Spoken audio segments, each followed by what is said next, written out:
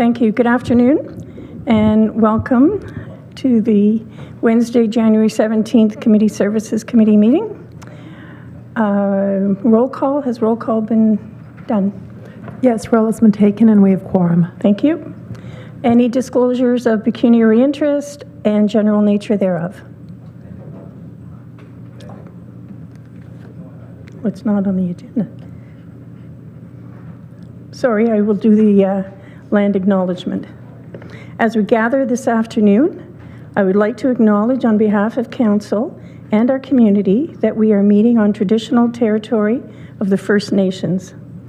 We would like to thank the Algonquin people and express our respect and support for their rich history.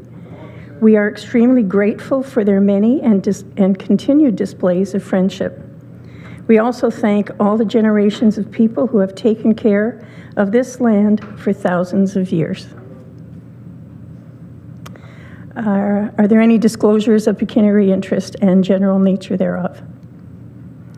Seeing none. Could I get a mover and a seconder, please, for the adoption of the minutes held on November 15th, 2023? Councillor from Petawawa, Councillor from Killaloe Haggerty Richards. All in favor? Carried. Okay, I'd like to go to the Community Services Department report, please. Thank you, Chair, and through you to the committee or to the board.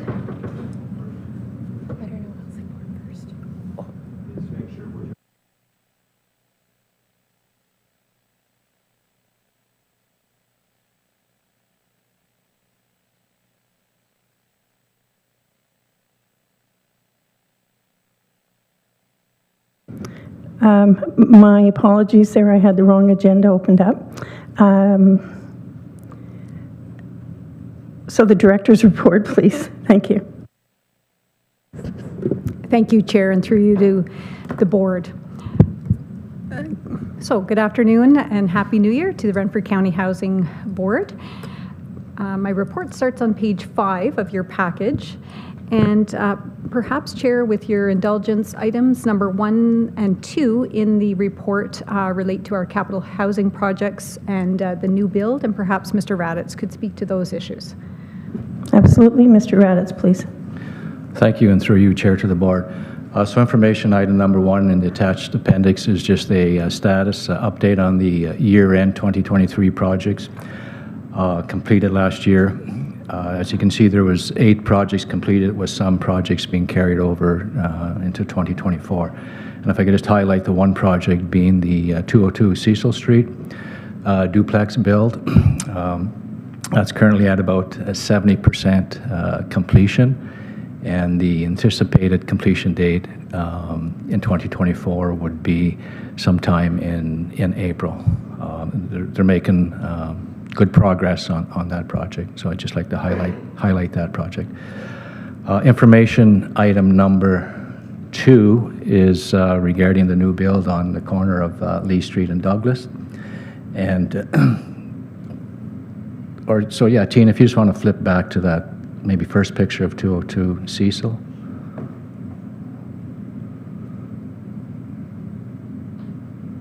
And as you can see, that's the progress that's been made on the 202 Cecil duplex. Thanks, Tina. So the item number 2 is pertaining to the new build, and again, we're making good progress on that project as well. That's approximately at about 65% completion. In recent weeks, they just installed the insulation board on the outside of the exterior of the building, and as well, they've have almost completed most of the drywall within the building. So for the next 2 or 3 months, the main focus will be on the interior of the building. And again, anticipated completion date on that project is early or mid-May of 2024. And as you can see, the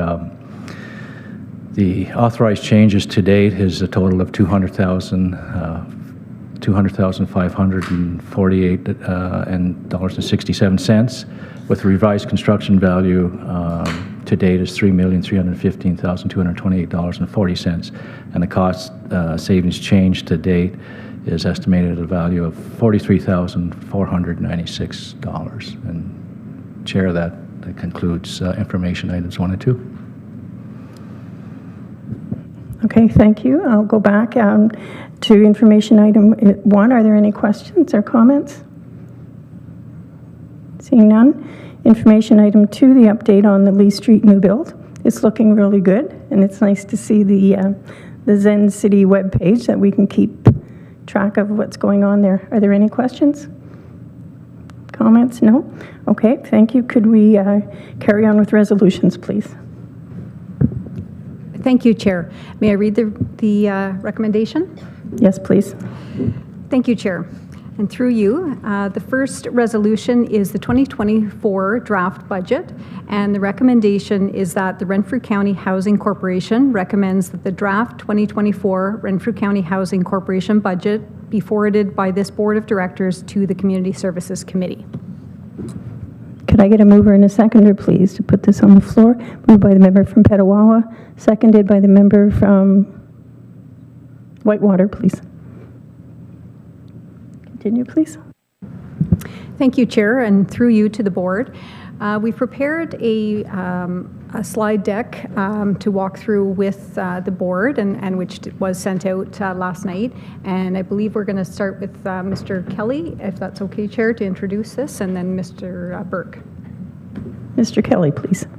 Thank you, Chair. And at the risk of repeating myself now 4 times, it's worthy of this committee to have this chat. And once again, thank you, Chair, and thank you to all the directors and managers, and of course the administrative assistants who have helped assemble the budget, and of course Mr. Burke for getting this to you today. So again, these documents have evolved over the years for those new and those returning to committee and council. We are open to criticism and critique on this process, but we have changed it from years past. So again, I'm happy to hear your comments afterwards. So as we launch our presentations, we definitely recognize that budgeting is about making choices. Of course, when we set out last fall to start building this budget before you today, we determined quickly that meeting your expected targets would be a very hard task. Several decisions were made during the 2023 budget process that would have a mid-year or everlasting implications. We also began to realize very quickly that the cost of business had increased beyond the targeted levy increase, and the pressures of presenting an apples-to-apples operational budget have become increasingly apparent and mostly unachievable. However, what is being presented today, thankfully, and throughout the week, is our staff's best efforts to continue providing the level of service that our ratepayers and you, the elected, have been accustomed to, and we've applied the pressures of the financial realities of today. You will also be presented with a number of new enhancements to our operations based upon strategic initiatives that have been suggested leading up to these meetings or in response to our operational needs given our circumstances in some of the divisions, both here and, without repeating it again today, here and in the Community Services Committee. But again, budgets are about making choices, and as we head towards the budget workshop next week, you will be presented with these choices, some much easier than others, that undoubtedly will have to be made in order for us to achieve your target goals. So Mr. Burke, I'll ask you to walk through the process that we will be undergoing today and through the Community Services Committee. Thank you, Mr. Kelly, and good afternoon, Community Services Committee. So on the slide currently showing on the screen, you'll see our 2024 budget guidelines. The first and most important, I would say, is the direction to achieve a 3% annual levy target. So that is our goal in mind and the reason why we're making a number of choices. The second resolution concerns your non-union staff cost of living increase. So if you follow the math through that formula, you come out to a 4.79% increase from the 2023 wage cost or per hour wage for your non-union staff. Where we have union staff who have an agreement, we have used that number from that agreement. Where we have union staff with an expired agreement, we have made an estimate. The third resolution there concerns a follow-on from the November 9th special meeting of County Council regarding the status of your asset management plan and your long-term financial plan. And the outcome of that meeting was to incorporate a slightly reduced asset management plan and a slightly enhanced funding plan in an effort to balance your long-term financial plan over the next 10 years. So we have incorporated a version of that presentation from November 9th into your 2024 budget. Moving on to the next slide. So your budget format in the document you will have been provided. If I can start on the far right, the first 5 columns on the far right are 5 years of actual financial data. After that, you have 3 variance columns for both absolute dollar variances and percentage variances. You have your 2023 budget as approved by this council. And then that blue column, your 2024 budget baseline. This is where we're projecting what it would cost to do in the 2024 year exactly what you're doing today. So what does it take to have a status quo or our baseline level of service? The next column further to the left is a pressures column, or what do staff feel is the best areas to reduce levels of service in order to meet the council target of 3%.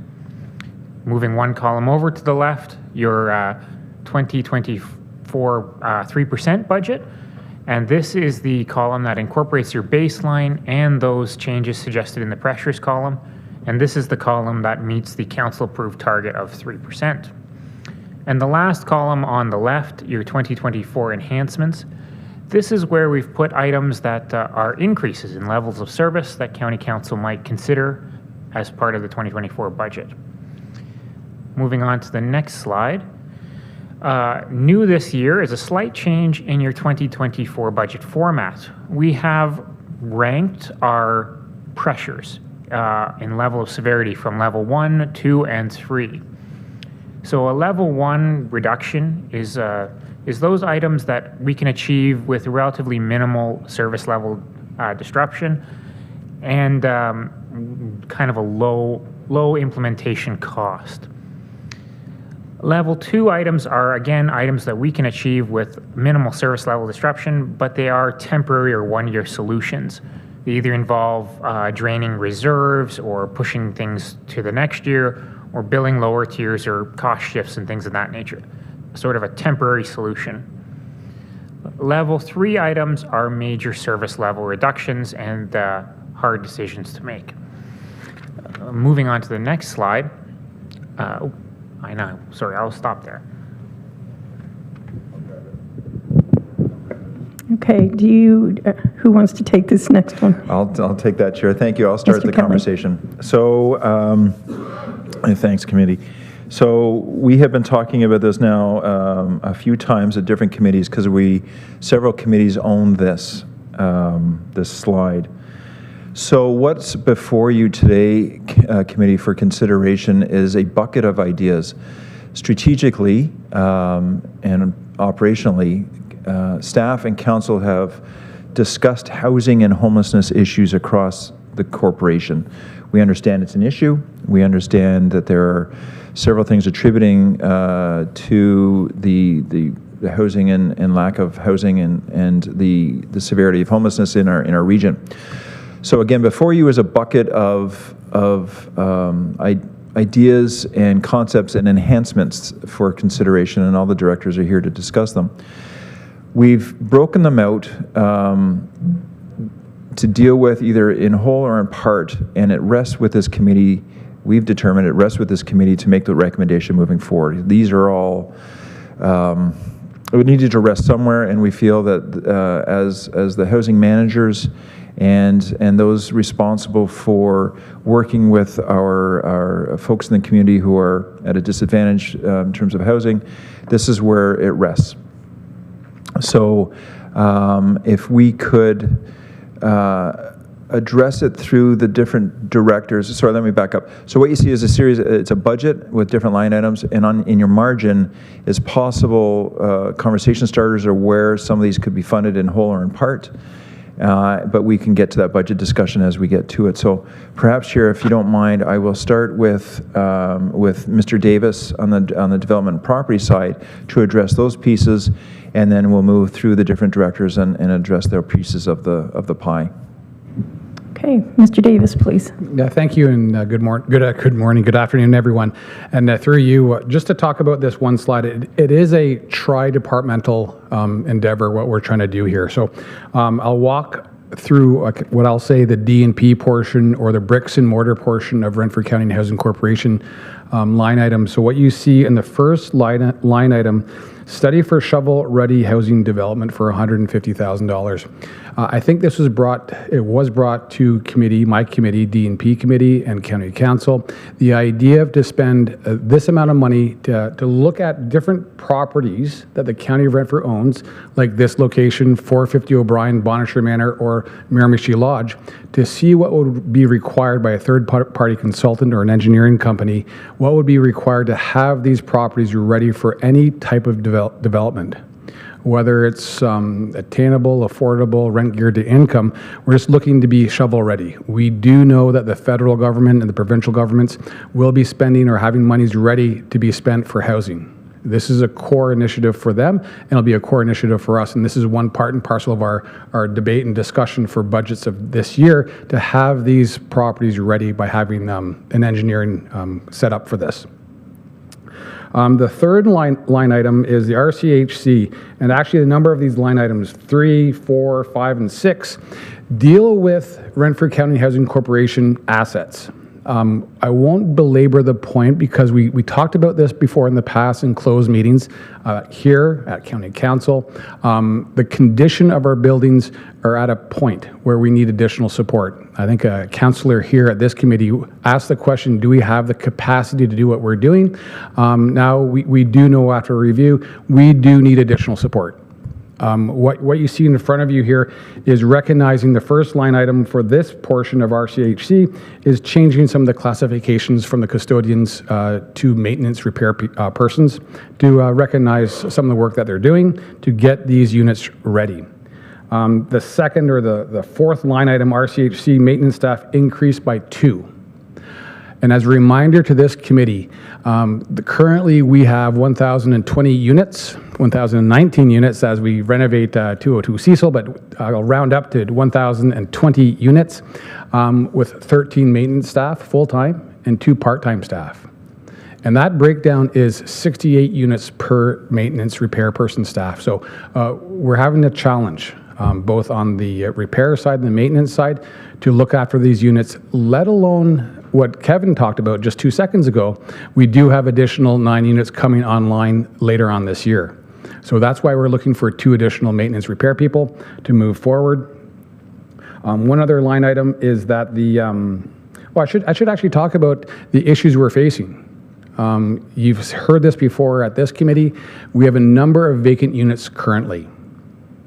Right now, we're running between 30 to 40 vacant units. And these items you see in front of you as possibilities will help alleviate and help turn over these units from vacant to be usable. We have issues because of contractors, et cetera, and the repair of these units when people move out. This will help. This will help our repairs, and also it may help with the cost of hoteling individuals. Currently in 2023, we're spending $237,000 for hotel and hotel stays. It's not a direct result of this by any means, but it's a portion. Of that $230,000, we could probably equate maybe $50,000 because of the vacancies we have currently.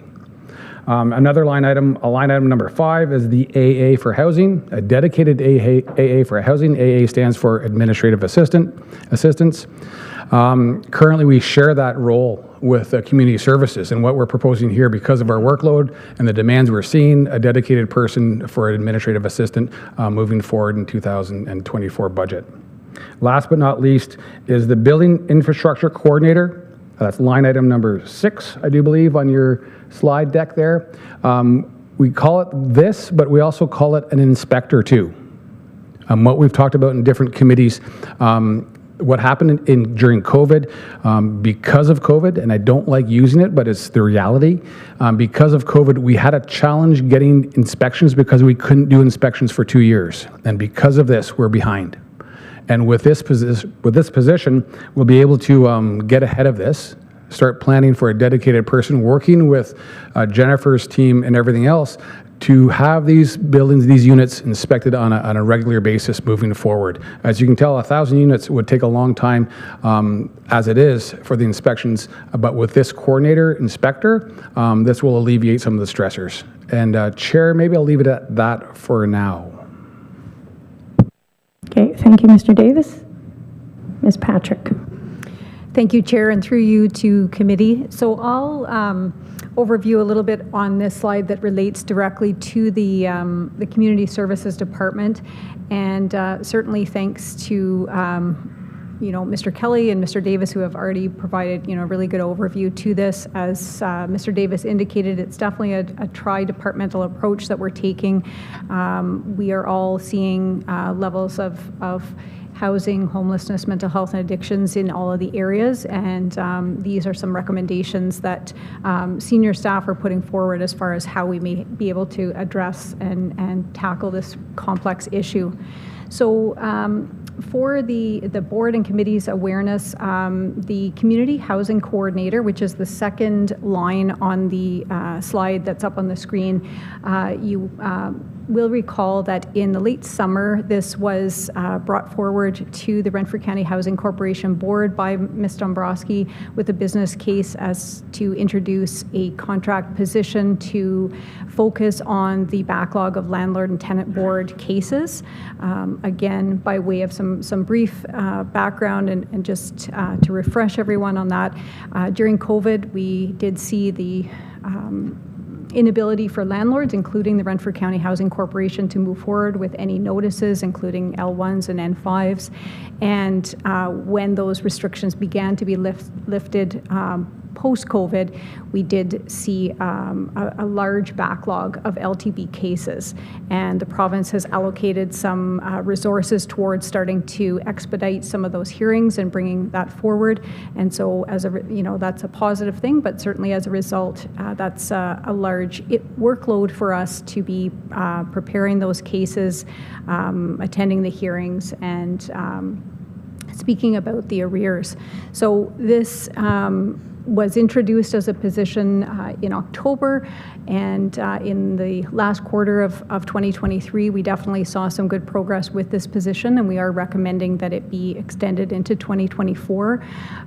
We feel that if we can really concentrate on these cases, as Mr. Davis was saying, this will help us to expedite the turnover of the community housing units, and also focus on the arrears, which this board will be aware we're building, and really, to focus on tackling some of those arrears and arrears mitigation.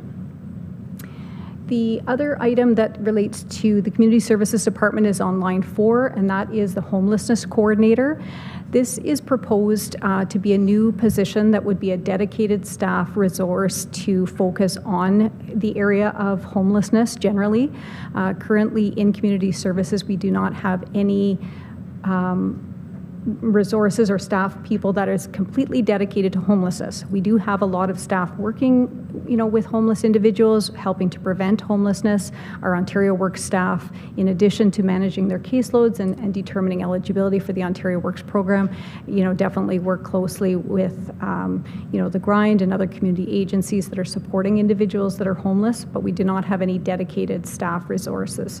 So this position is recommended just to have a dedicated staff resource to work very closely with Chief Nolan's team and with Mr. Davis, and with regards to some of the initiatives that we're proposing here.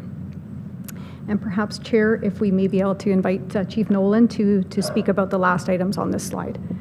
Yes, thank you. Mr. Nolan, please. Great. Thank you, Madam Chair. And it's my pleasure to be here today, and thanks, Andrea, for the invitation.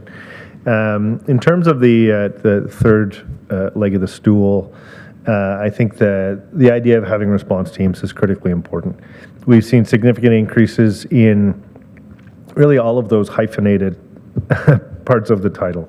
Certainly homelessness has attracted a lot of attention here in the city of Pembroke. However, we know that from a overall population health perspective, housing is critical in terms of the safety and security of our population.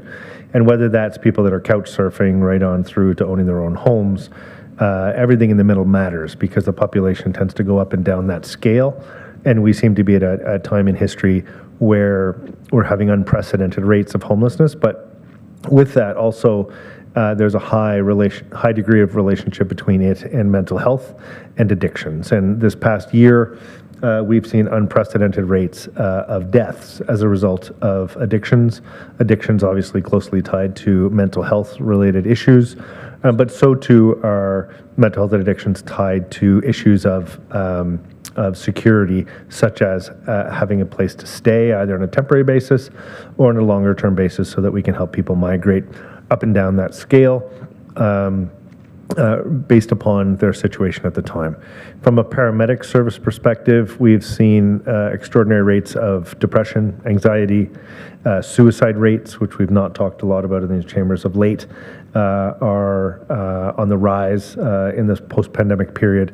But without a doubt, the almost 40 deaths that we've experienced in this county as a result of opioid-related toxicity should have us all very concerned in terms of it being that tip of the iceberg or that very recognizable part of the problem.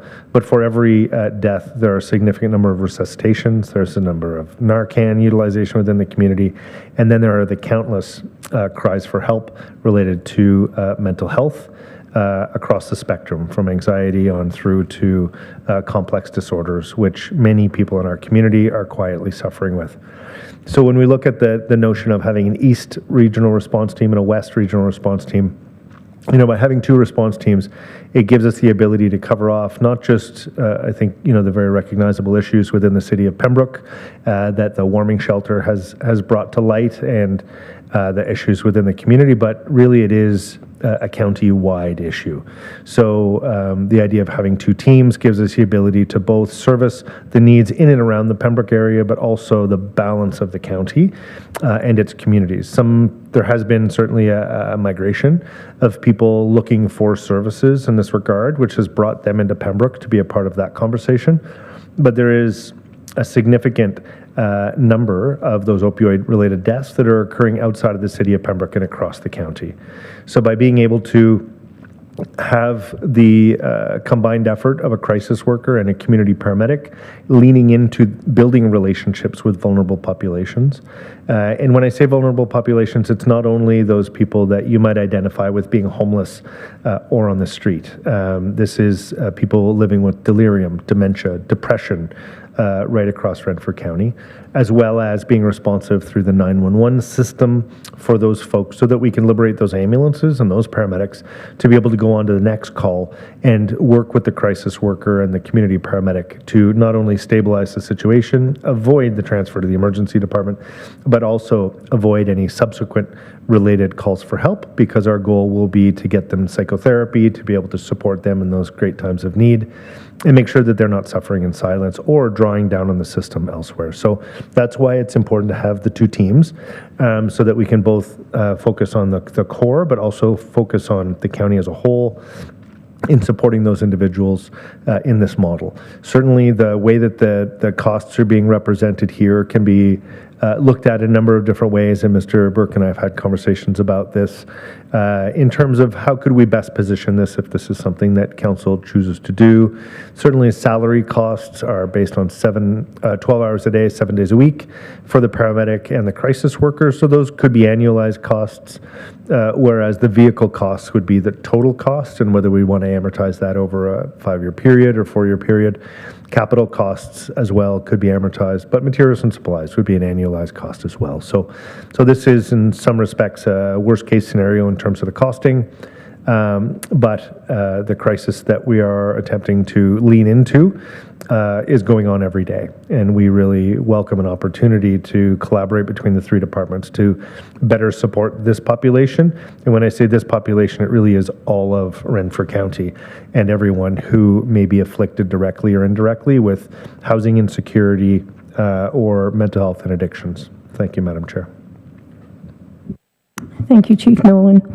I must commend you all for your looking to the future and working together, collaborating. Mr. Burke, did you want to continue on? Or no? Sure. Happy to speak to maybe the funding side. So the $2 million ask is a big number, about 4% of your county levy. However, I don't expect that the committee would prefer to levy for that. So we've thrown up some ideas. One is I think we have a couple discussions running at the provincial level that may provide some offset funding for this type of agreement. The second is your Safe Restart Reserve, which was a provincial dollars for the purpose of offsetting increased COVID costs. We still have some of that left over, so we could potentially use that. The other item is the Community Paramedic Reserve. That's a county-owned or county-created reserve, so county council could do what they like with it. This may be a good fit for some of these costs. And the final item, which is not on this particular version of the slide, but there's several versions in circulation, is a county cannabis reserve, which was funding from the province related to the legalization of marijuana, which may be applicable to some of the items that we're proposing to do.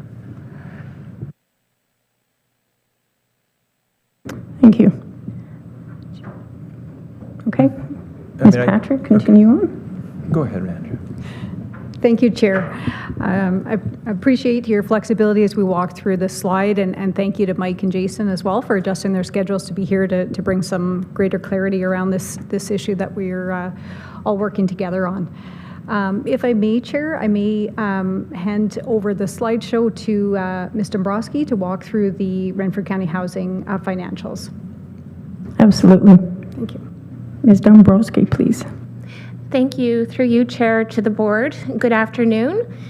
Next up within the slide deck for your review and consideration will be the revenue sources and anticipated expenditures for Renfrew County Housing Corporation. On screen, you will see the projected revenue sources for the 2024 budget year that total approximately $18.8 million. To note, funding for the operation of Renfrew County Housing Corporation is received by the service manager, the County of Renfrew Community Housing, and then transferred to Renfrew County Housing Corporation. Revenue sources include funding from programs such as the Homelessness Prevention Program, right through to revenues from tenant rent, as well as provincial subsidy to pay for the mortgages that were downloaded to the County of Renfrew with the community housing projects, along with smaller resources, including miscellaneous revenue for things such as parking and laundry, as well as a small amount for interest on investments. On the next slide, there are a few areas that we will highlight regarding revenue sources. At this time last year, the County of Renfrew received news from the Canada Mortgage and Housing Corporation that the County of Renfrew was successful in their application for National Housing Co-Investment Funding.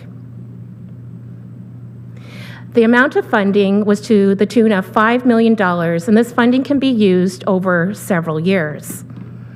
The funding is to cover expenses within the Renfrew County Housing Corporation portfolio that are focused on accessibility and energy efficiency.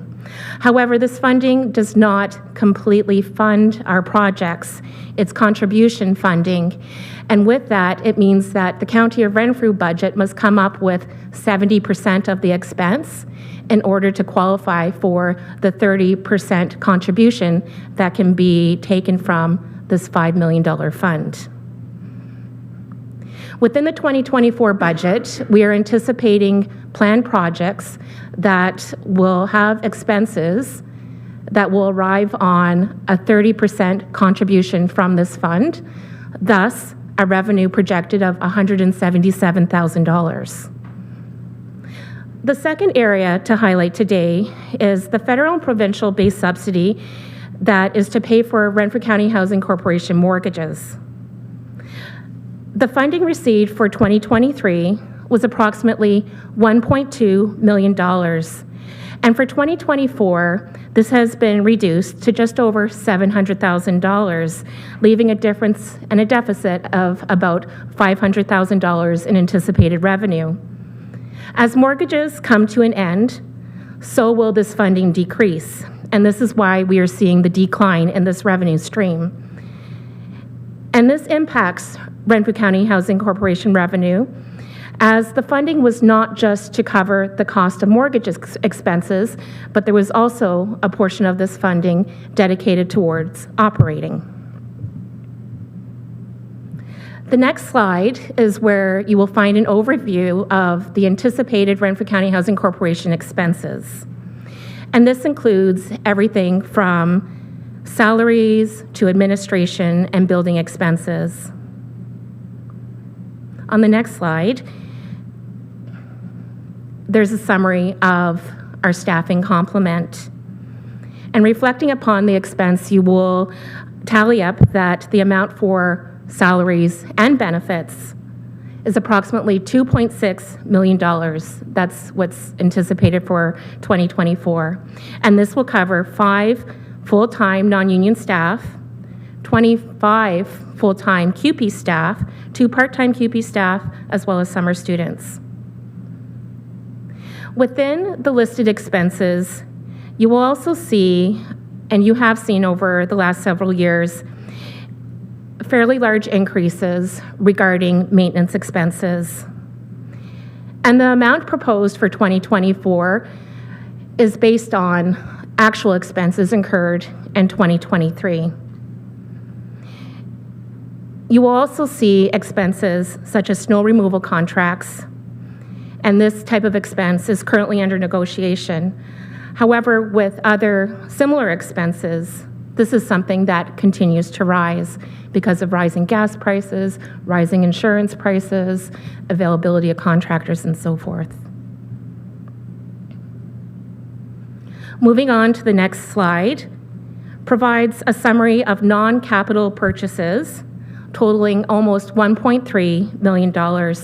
And this will cover everything from flooring to balcony repairs, bathroom updates, and more.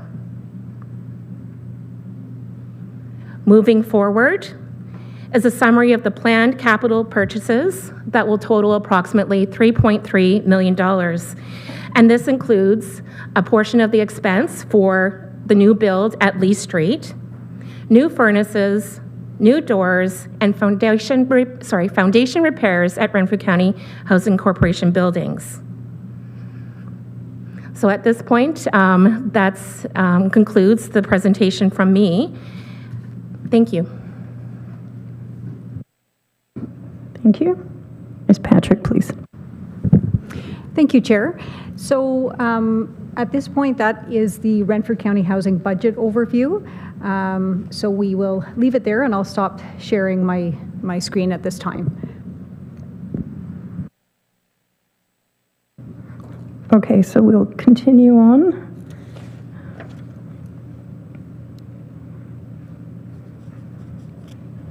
We'll go. Okay, we'll go back there. Okay, are there any discussions or questions on this budget? Councillor from Killaloe, Haggerty, and Richards, please. Okay. Where do we start? Oh, that's right. Page, the one that says Community Service Committee Special Projects, Homeless, Housing, Mental Health, Addiction Hub. So the request is for 2 additional people, 2 coordinators, community housing and homelessness. Is that in addition, 2 additional or 2 new crisis workers, one in the east, one in the west. And how many paramedics was there to be? Was that one for each? Chief Nolan, please. Thank you, Madam Chair. So it's, just so the language is very clear, it's the hours to support 7 days a week, 12 hours a day per, so that's not one FTE. That's, depending on how it gets sorted out, it's multiple crisis workers and multiple paramedics to be able to fulfill the hour requirement of 12 hours a day, 7 days a week. So then basically 2, 4, 5 additional people that are included in this budget, right? Is that?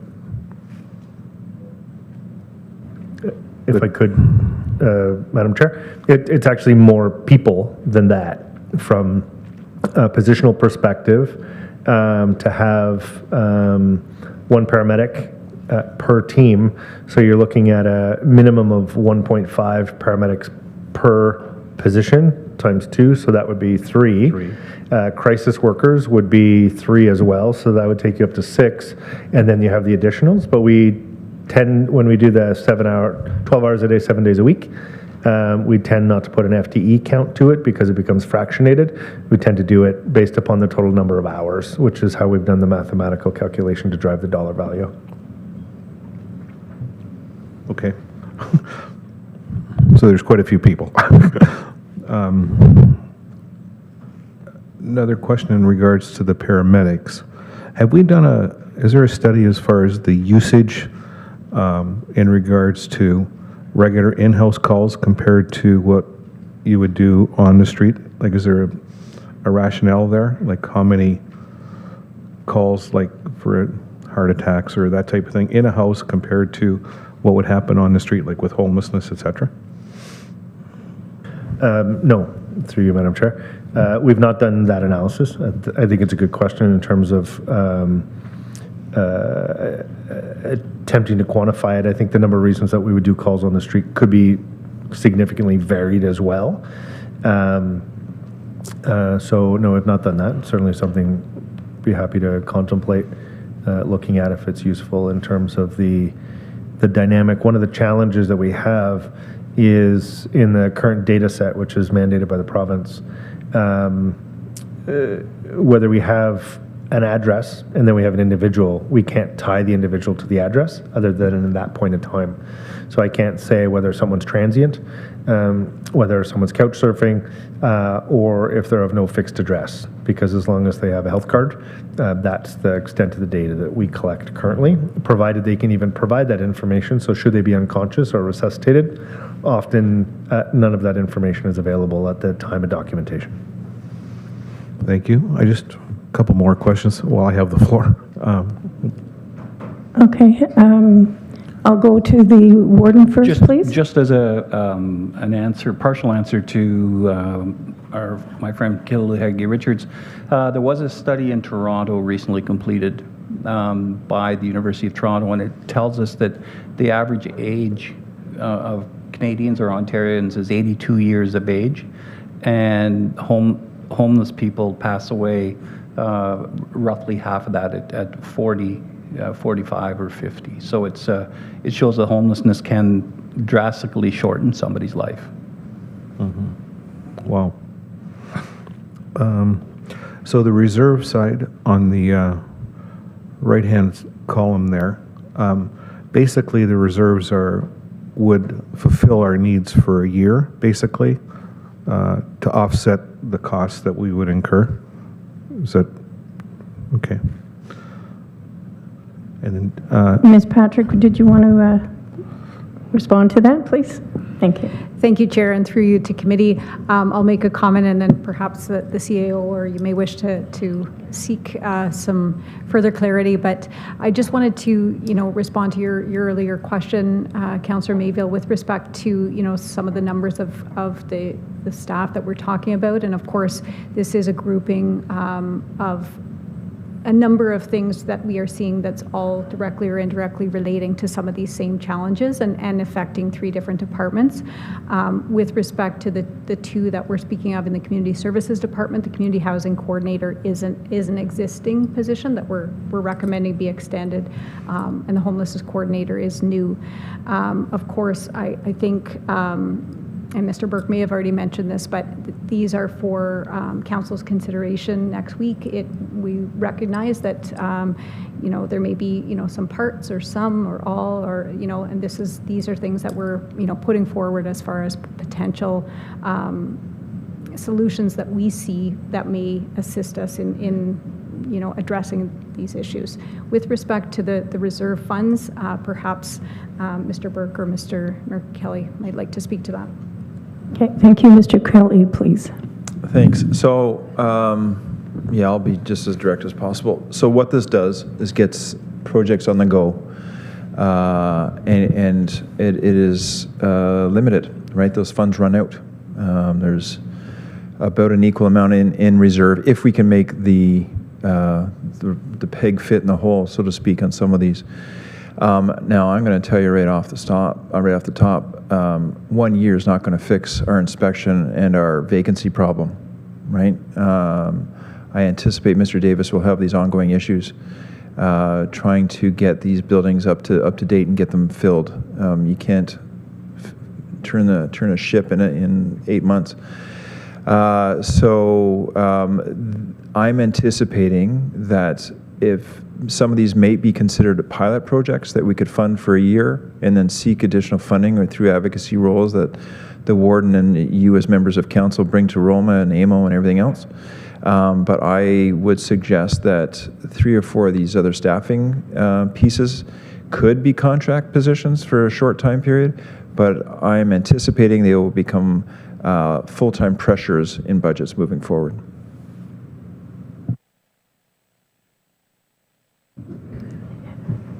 Follow-up? Just a couple more questions. I want to skip down to the expense page that we just went through. So some of the big increases that occurred, snow removal, like $60,000, building repairs, $600,000, and building repairs and maintenance, $215,000. Those are very high cost increases, but I think we've all anticipated those type of cost increases. Is there anything specific that made those jump high? And then I'm done. Andrew? Ms. Patrick, please. Thank you, Chair, and through you. I've certainly heard from my colleagues sitting beside me as well as from Mr. Davis about these increasing costs of snow removal. I don't have a lot of the background or the detail on why we're seeing this. I think this is across the board and something that we've been experiencing, but perhaps some greater clarity might be able to be offered by Mr. Davis, Chair. Mr. Davis, please. Thank you, and through you. So without looking at Kevin, we do know the idea of especially the snow removal. We've seen that not only for our housing initiatives or housing sites, even for this building, for Renfrew County Place, for the paramedic programs, we've seen it carte blanche across the board, increases by 50-60%. What we've heard from the individual people, insurance is driving this. And I'll look at Kevin just to make sure I'm on the right track, but that's my understanding for all these increases. Okay. Did you want to add to that, Mr. Raditz? No. Okay. You concur with Mr. Davis. Are you good? Okay. Are there any other questions or comments? Member from Petawawa, please. Thank you, Chair, through you. And I was here yesterday when we had the same discussion, but just for clarity, I want to make sure that I understood what you said earlier, that it's up to this committee to move this forward to council? Through you, Chair, yeah, that it's, well, okay, so we brought this, so, okay, let me answer this in 2 parts. Yes, but, so right now, for your consideration is the Renfrew County Housing Corporation's budget. Because everything's kind of all in one bucket, we brought it here. The Community Services Committee which will sit directly after this meeting. That's where it will sit. So we brought it to this committee for full discussion because there's pieces of housing in here. And then when Community Services Committee moves this forward, it will be included in the Community Services Committee's motion to move this forward. Should it be, that's where it rests. Okay. Yes. I was talking specifically about the special project. That's exactly what I'm talking about. Okay. Yeah. Okay. So I asked a few questions yesterday. I'm not going to repeat those, but just some new ones that have come up here. I think this is a great initiative, an important one, a much needed one to deal with our new reality, and it is a big ask. And I think it's very creative to fund this through our reserves, but as the CAO said, when this year is up, if this program is a good program and we want it to continue, we may have to seek further funding or adjust the budget. So a couple of questions dealing with the eventuality that this gets pushed through and is successful. When we post positions, whether it's a crisis worker or a paramedic or any of these other positions, are we going to post them as a short-term contract, or are we going to post them as though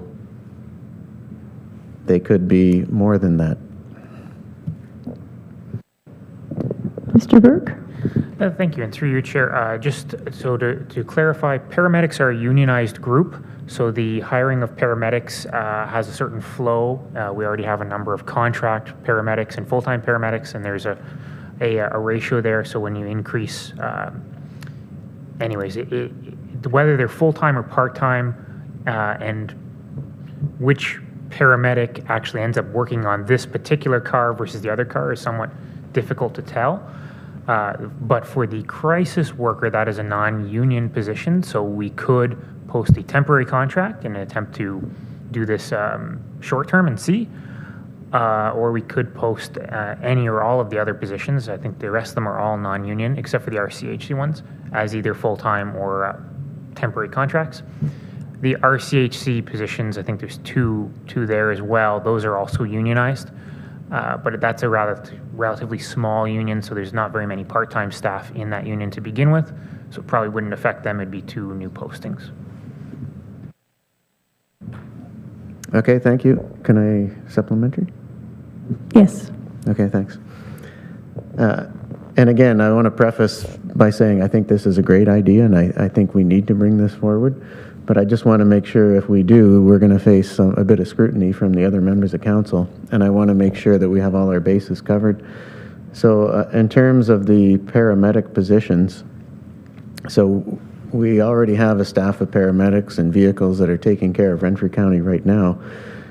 So what we're asking council is to add additional vehicles and additional staff to take care of homelessness and these potential crisis. But if there's, certain days or weeks that some of these crises aren't happening, I'm assuming that these new positions, whether it's paramedic or crisis worker, will go out and just take care of regular incidents throughout the county. Chief Nolan, please. Yeah, thank you, Madam Chair, and thank you for the question, Councillor. The intention of the program is really to provide a flexible, nimble resource to the community. And that's why, as I spoke to earlier, in terms of this is as much about mental health as it is about addictions, as it is about homelessness, and right across the board. So we see this, as Andrea and I have talked about the design, as having a crisis worker and a paramedic together. And that can be augmented in different ways as well, potentially. Public health has said, if you create this, we'd love to be able to contribute to that around harm reduction, for example. There are other crisis workers in the county, with the PRH program.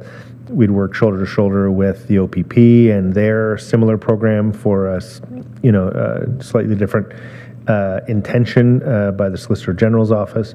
So I can assure you that there will be no shortage of work, that the duality of the model is first and foremost harm reduction and prevention to prevent things from happening, but having full availability from a 911 response perspective. And certainly from an intention, the goal will be to reduce the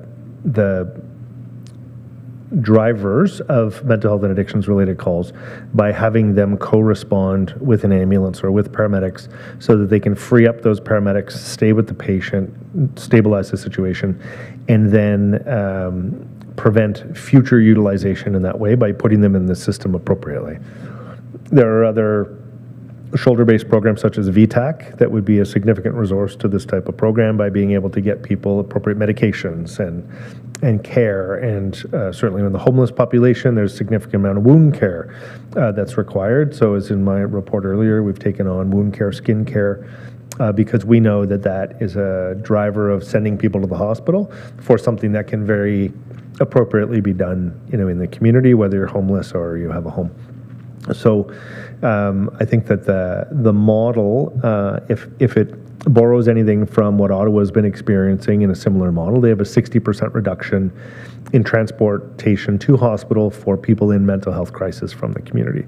So that means no offload delay, less overtime, less meals missed and the cost associated with that. And ultimately, from a housing and homelessness perspective, it allows us to have eyes in the community in places that we don't have to be able to help, Jason and his team be able to lean in to support people in a different kind of way.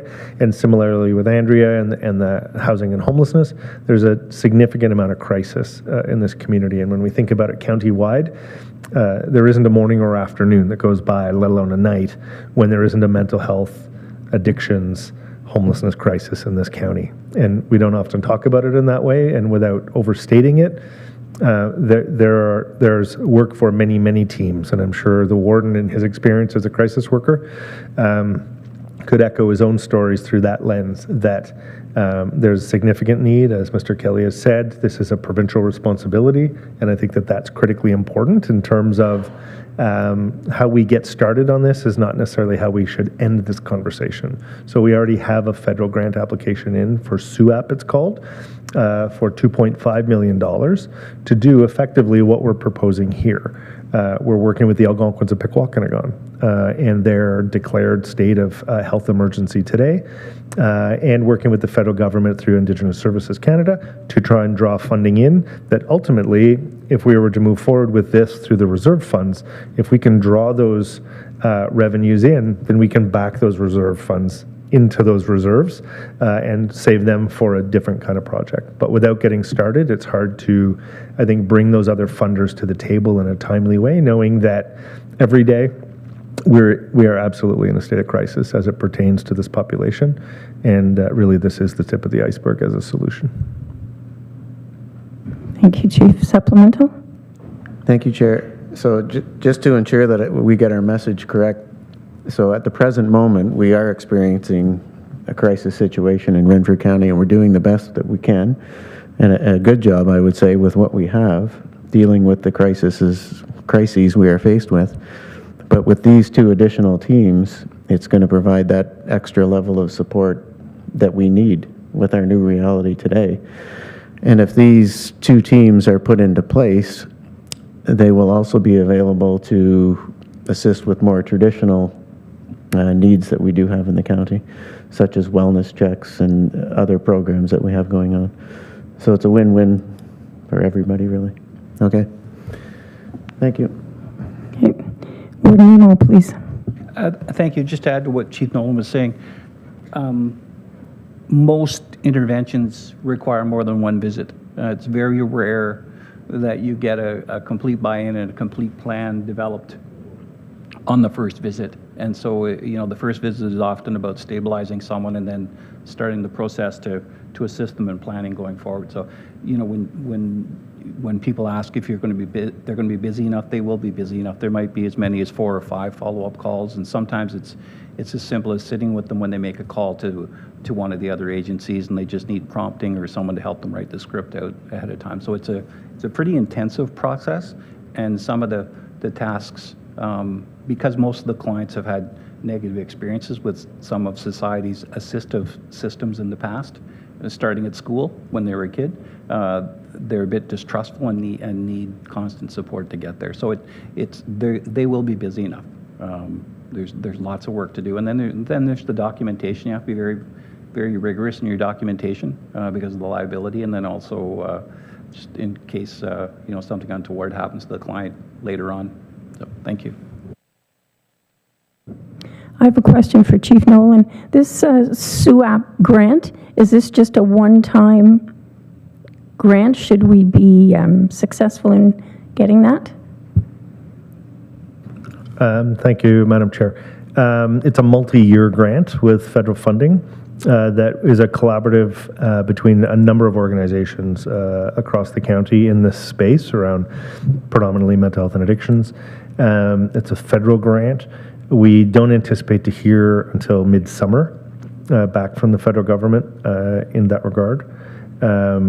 However, what I would say is that it does exceed this dollar value because it has other organizations that are already in the space in Renfrew County who are welcoming us as part of the conversation through the lens of the Ontario Health Team. So, it's a new collaborative, but what I can assure you is that what we're putting forward here is parallel by design to what we submitted through the SUAP grant. And we have borrowed from other models. There are other communities, such as the City of Ottawa, that are ahead of us, both in the problem and in the solution. And they've been very generous in terms of what has worked and what hasn't worked. And as you can imagine, there are a number of layers behind this model in terms of the quality model to ensure that it's meeting the needs in the community, that we have a good evaluation techniques, that the training is standardized across the system. So all of that has already been built out in the background. And I think the other thing to say, and in part to your question, Madam Chair, but also to Councillor from Petawawa's earlier remarks, we are already doing everything we can between our departments to service this population off the sides of our desks.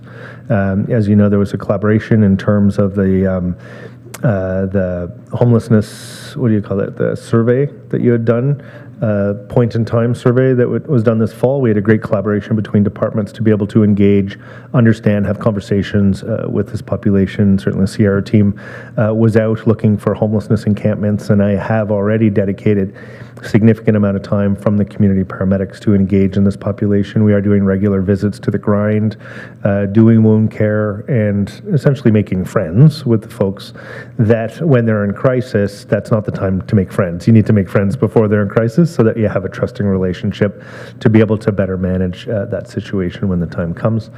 And obviously we work very closely with Jason and his team around these housing and related issues, but we've maxed that out. Otherwise, we wouldn't be here today because we're not standing at the start line saying, please give us money to do anything. We've done everything we can off the sides of our desk, and this issue has eclipsed our capacity to be able to effectively manage it in a sophisticated or even systems-based way. Thank you. Are there any, Councillor from Whitewater, please? Thank you, Chair. Lots of great input on this point. So I'll lead off by saying I'm very supportive of the special projects as a whole, and I really appreciate how they were brought together. So not just County Council, our committees, but members of the public can see that all of these proposals are interrelated. And not doing one means maybe not being as effective as we could be in all of them. They all are interrelated in some way, shape, or form. And that, I think, is a good way for us to approach this holistically, to see that each one fills a specific need but complements another. I do have some comments for feedback, and I don't expect them to be answered today, but maybe during the budget session or later on, but just some things that came to mind when I was looking at it. The funding at $2 million is 4%, I believe. Daniel's given me the nod. 4%.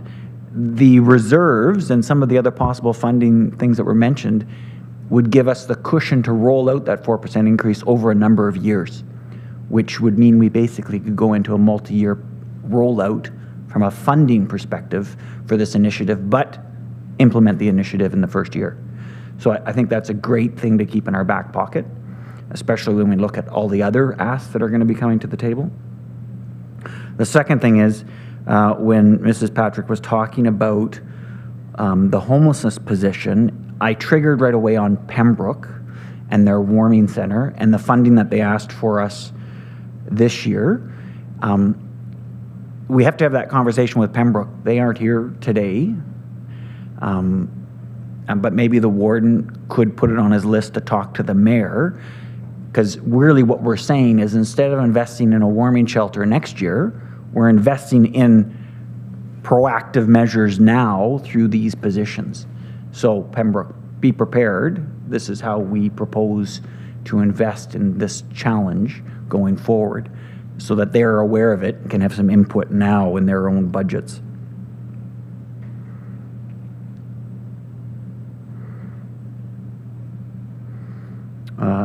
The other points were related to Mr. Davis's section. So when you talk about repairs, getting to a certain point and increasing the volume, right now we do those in-house. At some point, would it become cost effective to sub that out?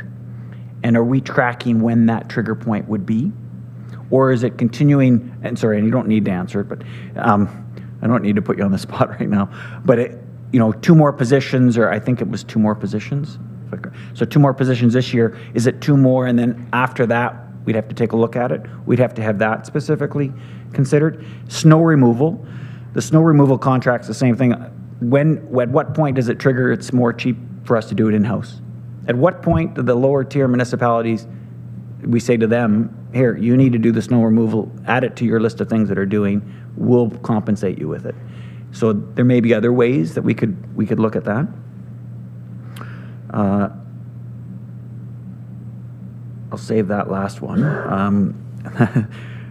This one maybe for the CAO. You mentioned, CAO, that it was Community Services Committee that's leading the proposal for this group of this suite of projects. But in terms of their performance indicators and measuring success after it's approved, does it retain with the community services, or would it be within each one of the other committees subdivided? That would be a question for me if this does get implemented. And the last question, sorry, Chair, I know I just saved them up as everybody else was talking. We talked about, I can't remember the number now, Mrs. Dombrowski put it on her slide for how much capital reinvestment we're going to do in our infrastructure. We saw a presentation earlier in the year with that line on the graph that went up and said, the costs are going to keep increasing, we're not repairing them fast enough. The number that was proposed didn't match the number that was recommended earlier. And I'm wondering how far off are we from how much we budgeted to do repairs versus how much we should be doing repairs. Just to acknowledge that may be a big number, but it's still not big enough. Thank you, Chair. Thank you, Councillor. Are there any other questions? Did we want Mr. Kelly? I can answer the easy one. I think we can all answer most of these questions. Actually, I can answer the snow plowing one. I can answer the 3 of them, but I'll let other people answer. And for the sake of answering this question, so that they could be either minuted or otherwise. The recommendation to move this bucket of projects forward will rest with Community Services Committee for the purposes of budget workshop. They will be debated at the workshop in whole or in part, and then wherever those pieces rest, they shall sit within those departments, is how we see it. So if it's a paramedic issue or a DMP issue or otherwise, that's how that will go. So I can answer that question. Chair, I know staff is biting to answer some of the easier questions, and maybe Mr. Davis, because he loves these questions. Go to Mr. Davis, please. Thanks, Chair, and thanks, CAO. So either try to answer them or provide clarity. For sure, internally, staff are reviewing when that price point is going to be to look at, can we do things in-house quicker, better, and more efficiently. You had the question concerning, right now we're asking for 2 additional maintenance repair staff. This is just the first step to look at how we can move these vacant units further ahead to be the turnaround time. This hasn't been done before for a number of years, if not decades, for a number of repair people. And so we'll see what happens after the fact. And I can't guarantee you that we won't come back, but this is the first step. and the snow plowing. I think that, as mentioned, the snow plowing, sorry, Chair, if I may, the snow plowing, we will look at it internally to see if we can do it more efficiently, I think. Sorry. Sorry, and it's really just, Chair, just because I happened to be working on this a few years back when I was a director. Sorry, I haven't said that for a while. We did, I get a point every time I say that. We did look at that internally with our friends at Public Works, and it would require additional manpower, additional machines. It just was not cheaper nor easier to deal with that situation. It's an unfortunate, the price of moving water, frozen water around is becoming increasingly expensive, unfortunately. I think we're all seeing that in our own municipalities as well. Okay. Did you, Councillor from Killaloe, Haggerty Richards, please. Thank you, Chair. Just wanted to conclude by saying, yes, I'm very supportive of this, and I really appreciate the initiative and the creativity and how everyone worked together to bring this to this point. And just a very simple question, which I didn't think of till now. What is the east and what is the west? Chief Nolan, please. Thank you, Madam Chair. And it's really an inelegant way of saying starting their day in Pembroke and starting their day in Renfrew, but servicing the county as a whole. With that, because I think when we use the geographic references of a particular town, then it becomes very centric to that municipality. Even when I speak of, for example, the Eganville Base Station, of course it's not excluding all of the other municipalities that are serviced based on their adjacency to that building. So I thought I'd try something a little bit new, so that it had, I think, a relevance and also a reminder in it. Because if we had one unit and it was stationed here in Pembroke, it would probably be gobbled up by much of the resources here. And that's why, as we look to any of the services that we provide, being a county-wide service, all three of us, we don't want to get hemmed into a single municipality in the services. And certainly our statistics at paramedic service say that every one of these issues is an issue at times in every municipality in the county. So this isn't a Pembroke problem, I'll be frank with you. This is a county-wide issue that moves and changes. It's very mercurial to be able to track it and to be able to be in the right place at the right time to support it. And that was the idea behind the East and West. You can figure out which is which. You turn the map slightly and it's the north and south, but the idea being that we have an A and a B, and that this is a county as a whole issue. And that's really why we went with 2 units and not 1. If it was 1, I could probably call that the Pembroke unit. But the reality is we need to, I think, do better by the county as a whole. Okay, any other questions? Councillor from Petawawa, please. Thank you, Chair, and I apologize. I just want to ensure that if and when this gets pushed to the next level, that it's successful.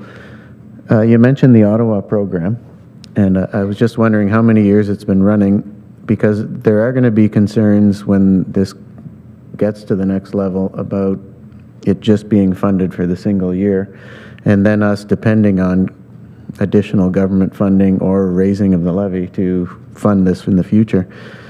So in terms of Ottawa or any other community that has a program like this, have they been successful in subsequent years in finding extra government funding to keep these programs going?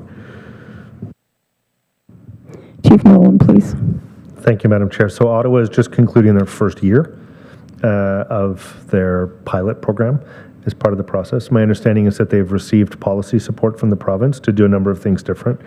For example, leaving people at home, is a big piece of that from a 911 paramedic perspective. And I understand the hospital partners there have kicked in financially to be able to support the program to reduce the downstream challenge or impact associated with all of those people needing to go to the hospital without the intervention of a crisis worker. So I think that they've in part been able to reduce the financial pressure in terms of the levy, but I'll be sure to get an update in the balance of that conversation as to whether they've been able to attract provincial or federal funding for the remainder of their program. I don't know. It's been about 3 months since we started drawing this up, and that was the latest update that we have. Supplemental? Supplemental, but not about the special projects, just about the CMHC $5 million fund that we have for repairs and things like that. So I noticed in the budget that in 2024, we're going to spend $177,000 of that $5 million.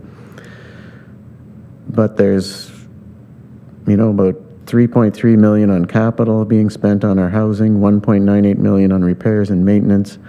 So I'm just wondering why only 177 is coming out of that money. And I guess how much is left? And how long do we have to spend that? Mr. Burke, please. Thank you, Chair. I'll take that one to start. The last question you asked, how much of it is left? We're still working through that process right now with the 2023 year end. I suspect that more than half is left. Our problem is there's a number of funding criteria attached to this, that it has to improve the efficiency of the building for energy efficiency or accessibility. So we're really hemmed into which of our repair projects are applicable. Otherwise, you are correct. We would certainly apply more projects towards that funding. So I think when we look at the planned list of repairs that are applicable to the funding, we have $66,000 in what we'd call accessibility repairs. That would be qualifying for the funding. $107,000 in bathroom repairs, again, accessibility. $219,000 in flooring repairs inside individual units, again, energy efficiency. And $50,000 in flooring repairs in the hallways for energy efficiency. So those are really where we're hemmed in. We're trying to maximize it, and if we come across a project that does meet the criteria, we will of course use it, but that's our goal at this point. Okay, any further questions? Okay, I believe I'll call for the vote for this to go forward. All in favor? Carried. Okay, we'll continue on, please. Thank you, Chair, and through you to the board. So the next item is another resolution. May I go ahead and read it, Chair? Yes, please. So this is item number 4 on page 6 of your package, signing authority, Bank of Montreal. And the recommendation is that the signing authority for the Renfrew County Housing Corporation be 2 of the following 4 names: Anne Giardini, Chair; Craig Kelly, Chief Executive Officer; Daniel Burke, Acting Treasurer; Gwen Dombrowski, Deputy Clerk. Could I get a mover and a seconder, please? Moved by member from Killaloe, Haggerty Richards, seconded by the member from Petawawa. Background, please. Thank you, Chair, and through you to the board. Due to the retirements of Ms. Lapine and Mr. Foss, it was necessary to update the signing authority for the Renfrew County Housing Corporation bank accounts. Okay, are there any questions or comments on this? Seeing none, all in favor? Carried. Okay, next we'll go on to the housing and homelessness. Oh, yes, could I get a mover and a seconder to approve the director's report, please? Moved by the warden, seconded by the member from Petawawa. All in favor? Carried. Thank you. So next we'll go on to the manager of housing and homelessness, please. Thank you. Through you, Chair, to the board. The manager's report begins on page 7 of your package, and there's one information item, and this is to provide an update regarding a fire that occurred at one of the Renfrew County Housing Corporation properties on Cecil Street and Pembroke on December 16th. So to start off, I would first like to acknowledge and express gratitude and thanks to a variety of people who were integral in responding to and following through with supports regarding this, this event. First and foremost, thank you to the neighbors within the community and passerbys who were very quick to observe the smoke from the building, quick to call through to 911, quick to knock on the doors and be very persistent in ensuring that folks were exiting. And folks did exit very quickly, and we're extremely grateful that no injuries resulted. There just so happened to be one of the Renfrew County Housing Corporation staff that were passing by and saw the smoke, and they quickly deployed to the scene and ensured 911 was called and ensured that the rest of the team was notified and were ready and able to be in transit to respond, and that happened very quickly. I want to thank and acknowledge the Pembroke Fire Department for their exceptional response as far as being so timely, so organized, and ensuring all the bases were covered.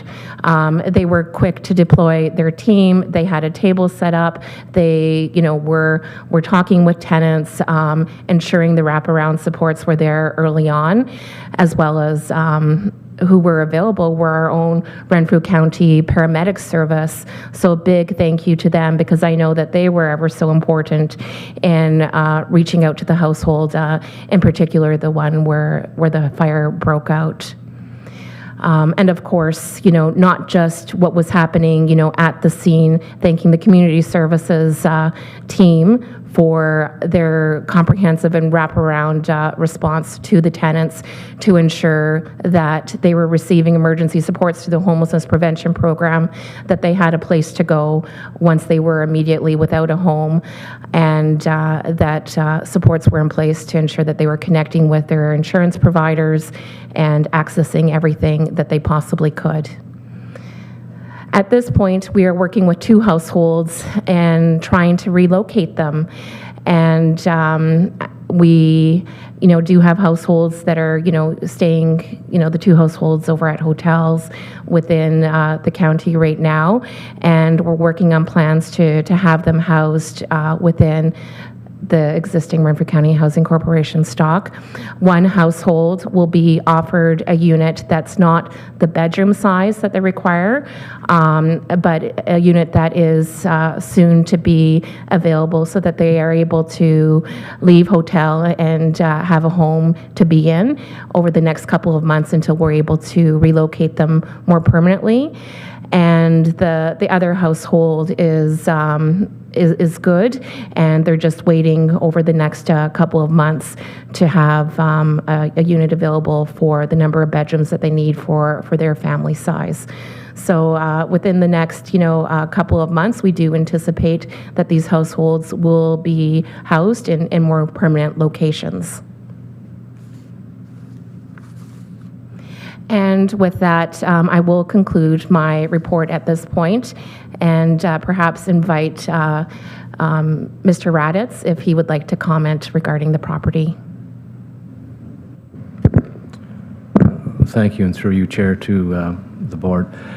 So just an update on that particular property. The insurance company evidently is involved, and they have sent an adjuster. So we're still waiting on the, the final report and recommendations as how we're going to proceed with the repairs for this building. So just to echo Mr. Dombrowski's comments about, it was very positive, collaborative effort with all the individuals and agencies or different departments involved. It went relatively well. It was a good collaborative effort for sure. Thank you. Yes, and thank you for that. Are there any questions or comments? Member from Whitewater, please. Thank you, Chair, and to applaud everybody who had a part in playing in this. Just a small question on the insurance. Does the insurance include the interim housing, or is that something that we expense directly? Ms. Dombrowski, please. Thank you. Through you to the board member chair. There's partial payments that were happening in the immediate hours of the emergency. There was assistance through the homelessness prevention program, and the tenants were very fortunate to have their own tenant insurance in place. So that was that is helping with the other expenses. Okay. Any other questions or comments? Okay, could I get a mover and a seconder to accept this report? Moved by the member from Killaloe Haggerty Richards, seconded by member from Petawawa. All in favor? Carried. Thank you.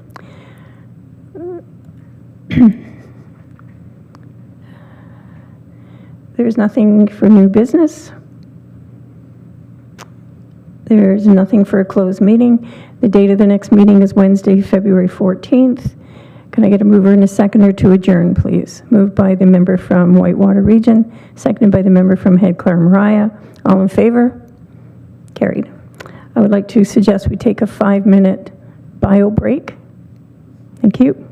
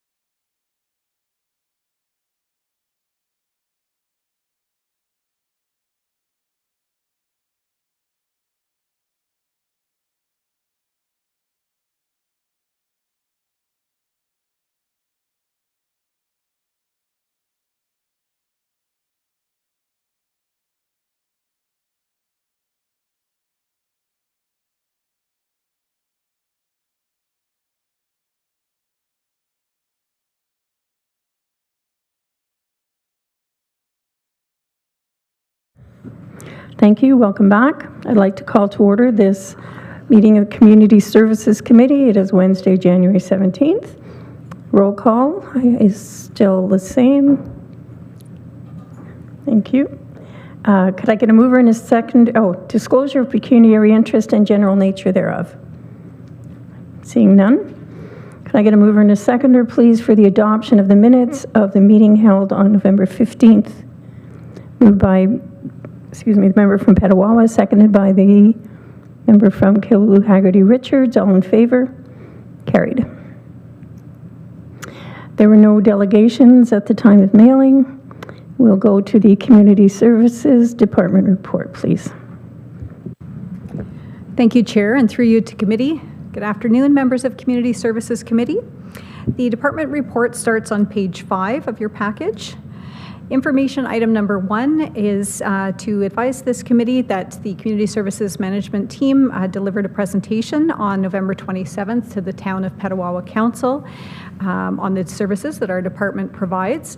Appendix 1 in your package is a copy of the presentation that was delivered, which was just a slightly updated presentation from the one that we had delivered previously to the Township of Killaloe, Haggerty and Richards. Item number 2 is with regards to community events regarding the National Day of Remembrance and Action on Violence. Community Services staff participated in 2 events on December 6th. The first was hosted by the EVA Committee and held at the Women's Monument in Petawawa.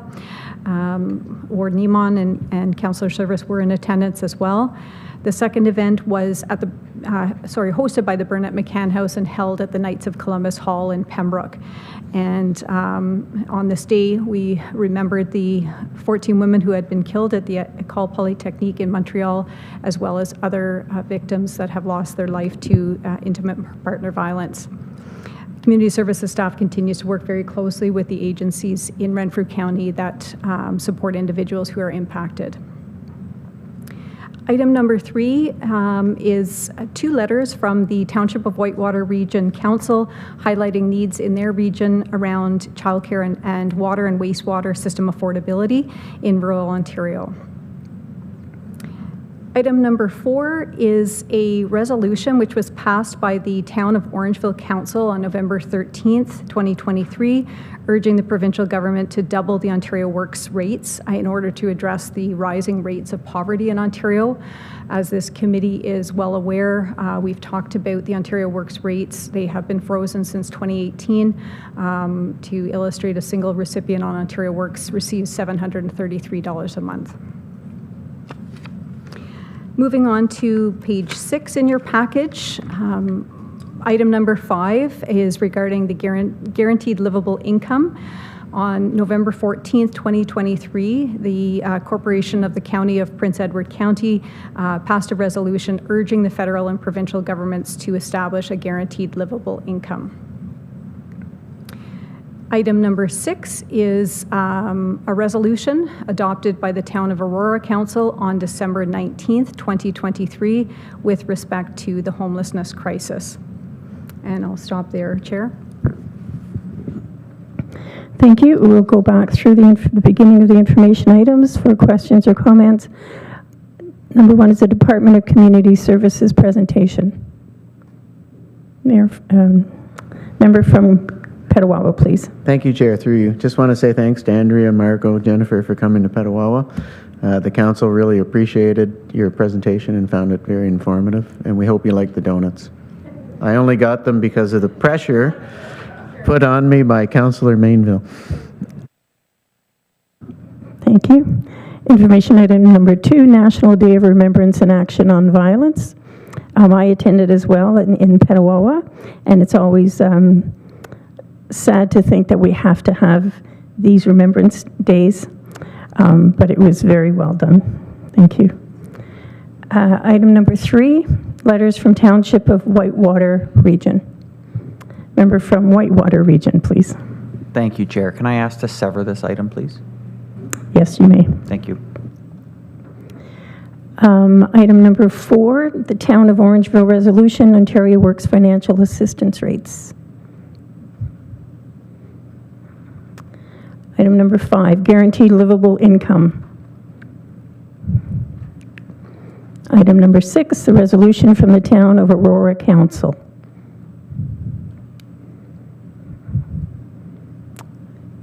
Okay, we'll go on to the Child Care and Early Years Division report, please. Margot?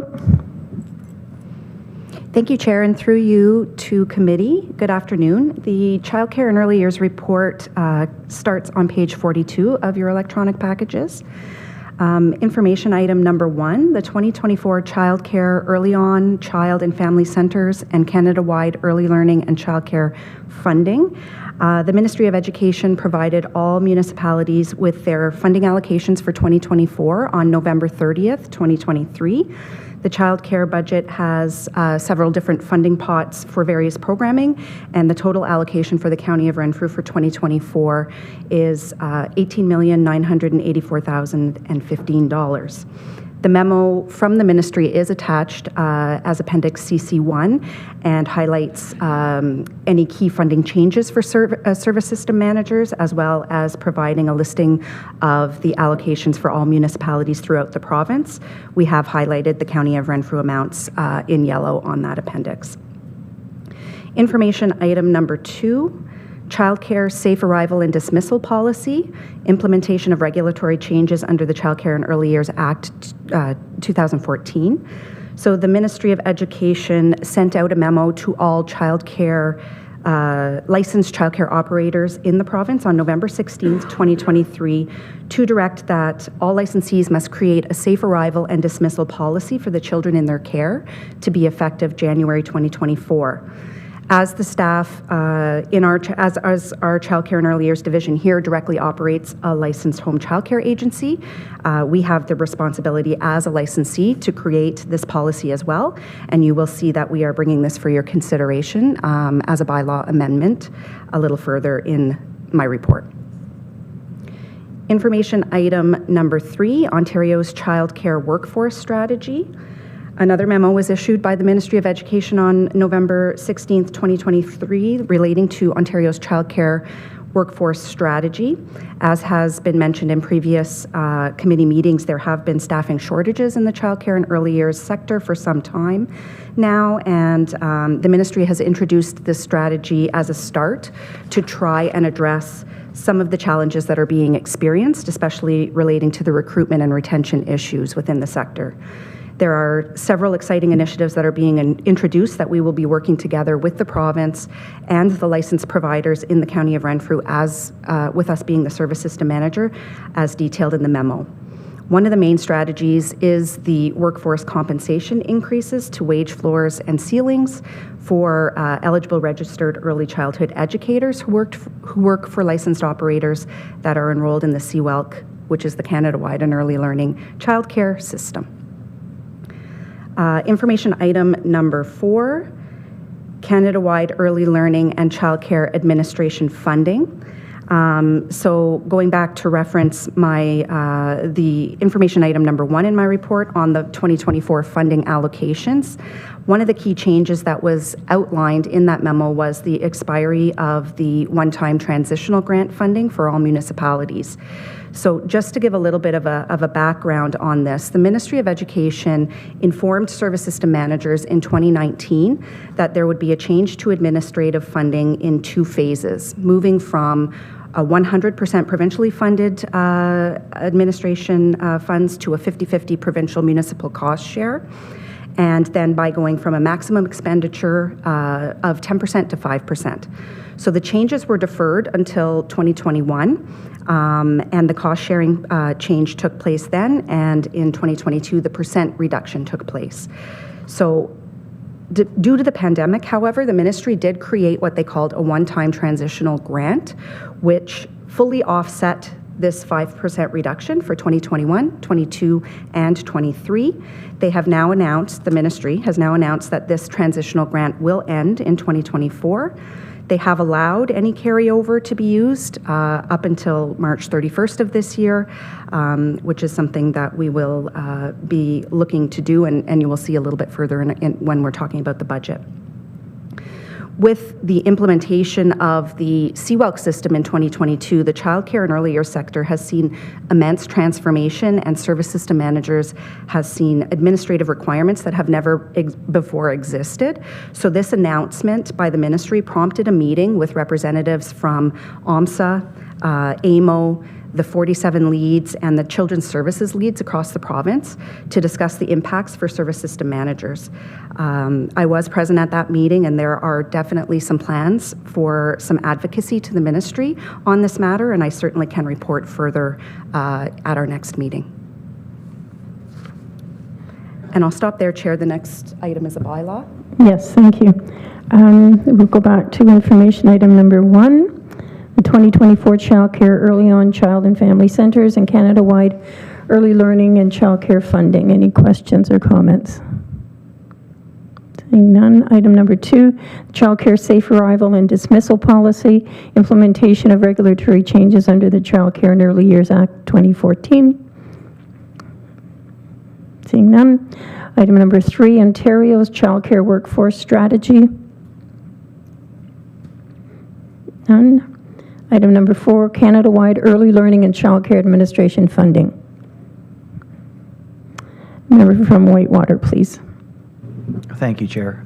Recently, there was some articles in the newspaper about YMCA reapproaching the province and are basically articulating that they're without sufficient additional funding, and I think it was related to this item, they were going to consider closing YMCA childcares throughout the province.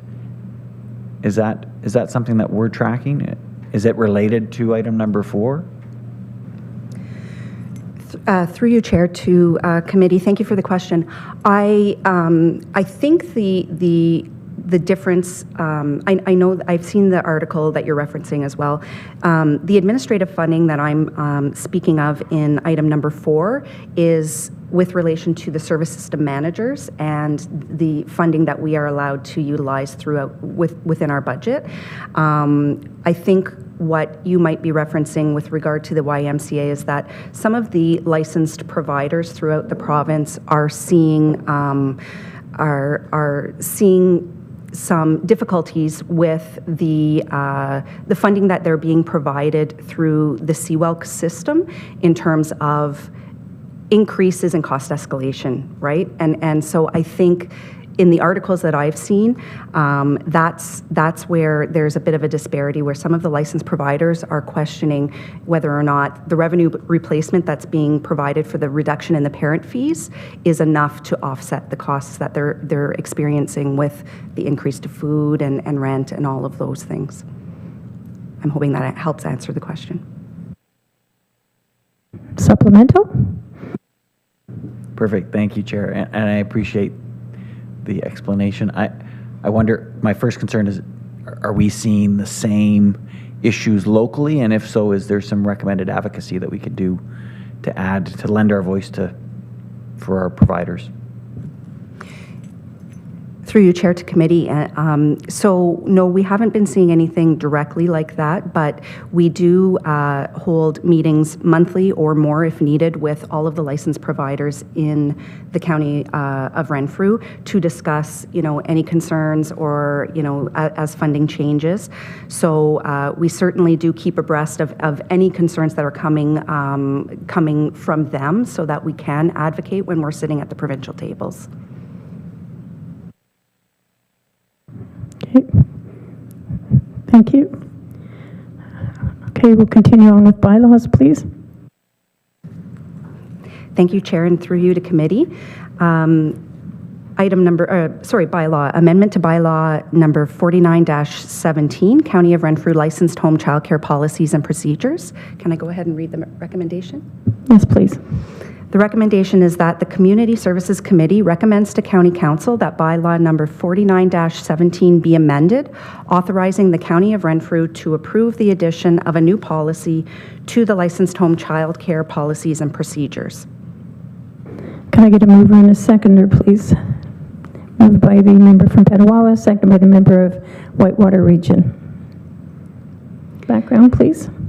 So by way of background, I did mention earlier in my information item number 2 that the ministry is requiring all licensed childcare operators to create a safe arrival and dismissal policy for children in their care. This policy will provide home childcare providers, our licensed home staff, students, and volunteers with a clear understanding of their roles and responsibilities for ensuring the safe arrival and dismissal of children receiving care, which also includes what steps are to be taken when a child does not arrive at the licensed home childcare premises as expected, as well as steps to follow to ensure their safe dismissal at the end of the day. Any questions or comments? Seeing none, all in favor? Carried. Thank you for your report. We'll continue on. Where are we? With the Ontario Works report, please. Thank you, Chair, and through you to committee. The Ontario Works report starts on page 80 of your package, and I have 3 information items for committee. The first is regarding the Canadian Dental Care Plan. This is, we've received information through the Ontario Works program regarding this program. So the federal government is implementing a Canada-wide dental care plan for low-income adults to remove the barriers to accessing oral health care services. As indicated in the report, the criteria is for eligibility is family income being less than $90,000 and no dental insurance, as well as being a Canadian resident and having taxes filed. This is certainly something that we're really pleased to see coming forward. A number of, I guess, through the Ontario Works program, a number of years ago, we used to provide dental services for children before the Healthy Smiles Ontario program was introduced, which then provided those services to families outside of the social assistance program. So I feel like this is a good program which will eliminate any barriers to moving on or off any social assistance programs and being able to get the healthcare services. I have had contact with the Renfrew County Health Unit about this program, and of course they're learning about it. You know, it's early days. They're learning about it as we are as well, but certainly our understanding is that dental offices are going to have the option to opt into this and to be a part of this program and to register directly with the insurance provider, which is Sun Life. And adults that do register will receive an insurance card once they've registered that they can then take to the dentist. So we're going to see a phased approach starting with seniors. And our ministry, the Ministry of Children, Community and Social Services, will be providing further details to the field as to how this will intersect with the social assistance dental benefits that are available now. Item number 2 is regarding the Ontario Municipal Social Services Association Policy Conference. This took place on December 1st and 2nd in Toronto. This is an annual policy conference for leaders in the social services field. It brings together presenters from across the region to present on some of the emerging issues happening within the sector, as well as gives an opportunity for municipalities to present on some of the innovative ideas that they have. It's always a very worthwhile conference, so we were really pleased that a number of members of the management team were able to attend this year. We were also very pleased to be able to see at this conference, Ms. Lepine was recognized for the Patty Moore Human Services Award that she won, and that we brought to this committee the information about at the last meeting. So we were very pleased to see her recognized by her peers across the sector at that conference. And the last item in my report is the update on the employment services transformation. So attached in your package is a memo dated December 13th from the Ministry of Labour, Immigration, Training and Skills Development, providing an update on the rollout, where the province is at with regards to this initiative. As you may recall, it has been rolled out in a staged approach, starting with 3 prototype sites in January 2021.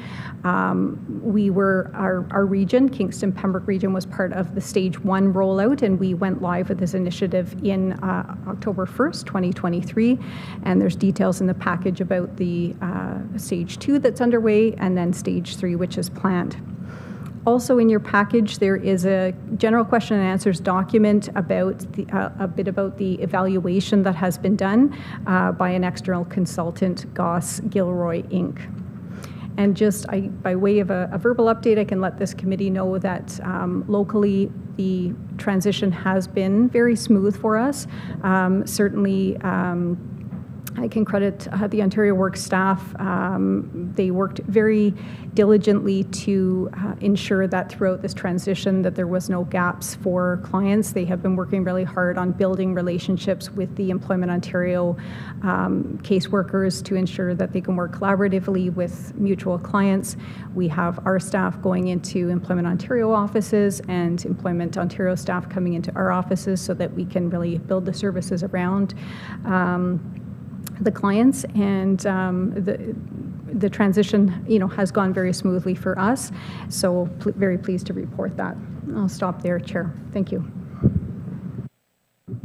Thank you. So information item number 1, the Canadian Dental Care Plan. Any comments or questions? Good to see this for sure. Item number 2, the Ontario Municipal Social Services Association Policy Conference. Questions, comments? None. Item number 3, Employment Services Transformation Update. Seeing none. Okay, we'll go back to the Director's Report, please. I think if we could deal with do you want to deal with a separate issue, or do you want to deal with? Do we want to deal with that now, or do I accept the report and without that? No, because one's a resolution. What do you want to do? You're the boss. Why don't we well, let's deal with a separate item before we go into the budget. I think if we could just do that. I got to find it now.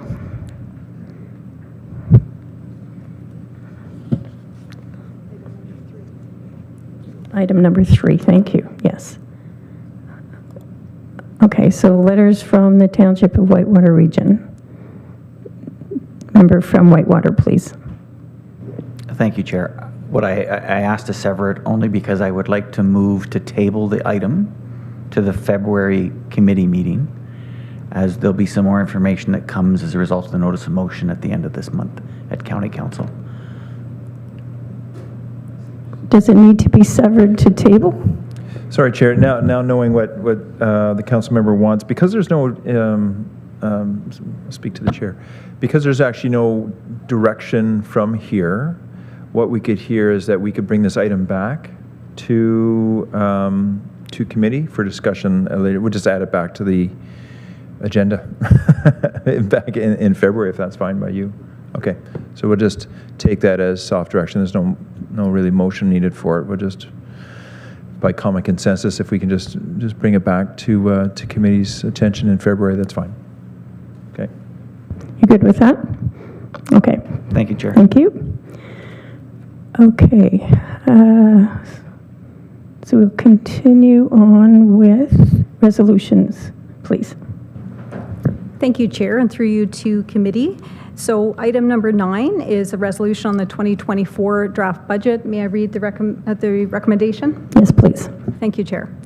The recommendation is that the Community Services Committee recommends that the draft 2024 Community Services Department, Ontario Works Community Housing and Childcare budget, and the draft 2024 Renfrew County Housing Corporation budget, as approved by the Renfrew County Housing Corporation Board of Directors, be forwarded to the January 24th, 2024 County Council Budget Workshop as presented. Can I get a mover and a seconder, please? Moved by the Township of Killaloe Haggerty Richards, seconded by the member from Whitewater. Continue, please. Thank you, Chair, and through you, we will continue with the presentation on the budget. If you just bear with me for a moment while I bring the slide deck back up on share my screen.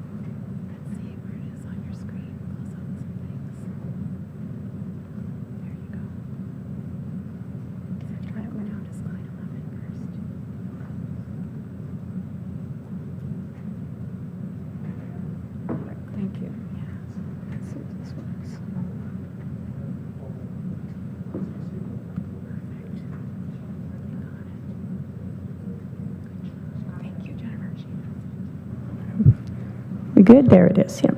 Okay, thank you for bearing with me.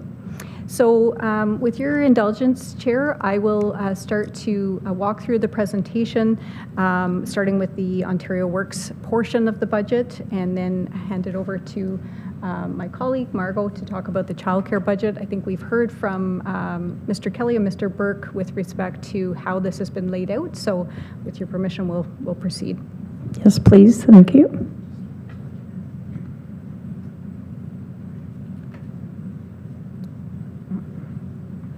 Oh dear.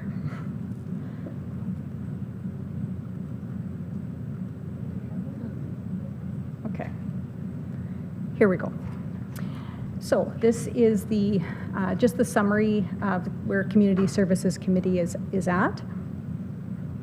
And then we move into the Ontario Works benefits portion of the budget. So here you will see the social assistance benefits. This is with respect to the payments that are going out to eligible recipients. So you'll see about $12 million a year is what is provided to Renfrew County residents for social assistance. The other benefits that are listed here are other benefits that eligible recipients may be eligible for. So as mentioned, approximately $1 million a month is dispersed in Ontario Works benefits. These benefits are 100% provincial dollars. There are some cost-sharing formulas for with the City of Pembroke for unclaimed burials. So just we have 2 budget lines for funerals where an individual is in receipt of Ontario Works or Ontario Disability. The funerals are covered through the benefits fully. However, when the municipality receives a warrant from the coroner's office to dispose of an unclaimed body, that is a 100% municipal funeral with the cost-sharing portion through the City of Pembroke. We don't get very many of those. We budgeted about $20,000 for that, but we do need to have some funds available in order to respond when we are served with a warrant. This is the Ontario Works Administration portion. This is with respect to some of our internal charges around IT, finance, human resources.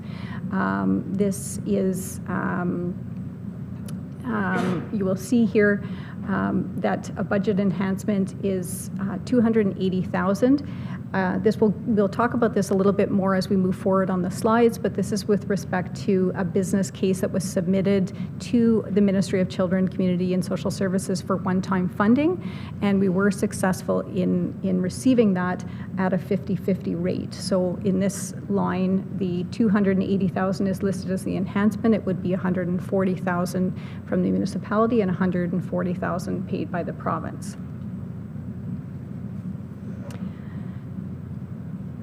The cost for administration was for 2 full-time staff, including the director. We do have a recommendation here that you'll see in green, which is a level 1 suggested reduction in order to reach the levy target, and that was to remove the full-time administrative assistant 3, which is currently a vacant position. You will see as we move forward that we have brought forward a number of initiatives with respect to our administrative assistants in order to look at a very collaborative approach in community services. You will notice in your business or in your budget package, there's a business case with respect to an administrative assistant in the childcare department, moving them from an AA1 to an AA3. I'll just speak generally about that now while we're talking about administrative assistants. So in essence, we have looked across the community services department. We did a few years ago have 5 administrative assistants.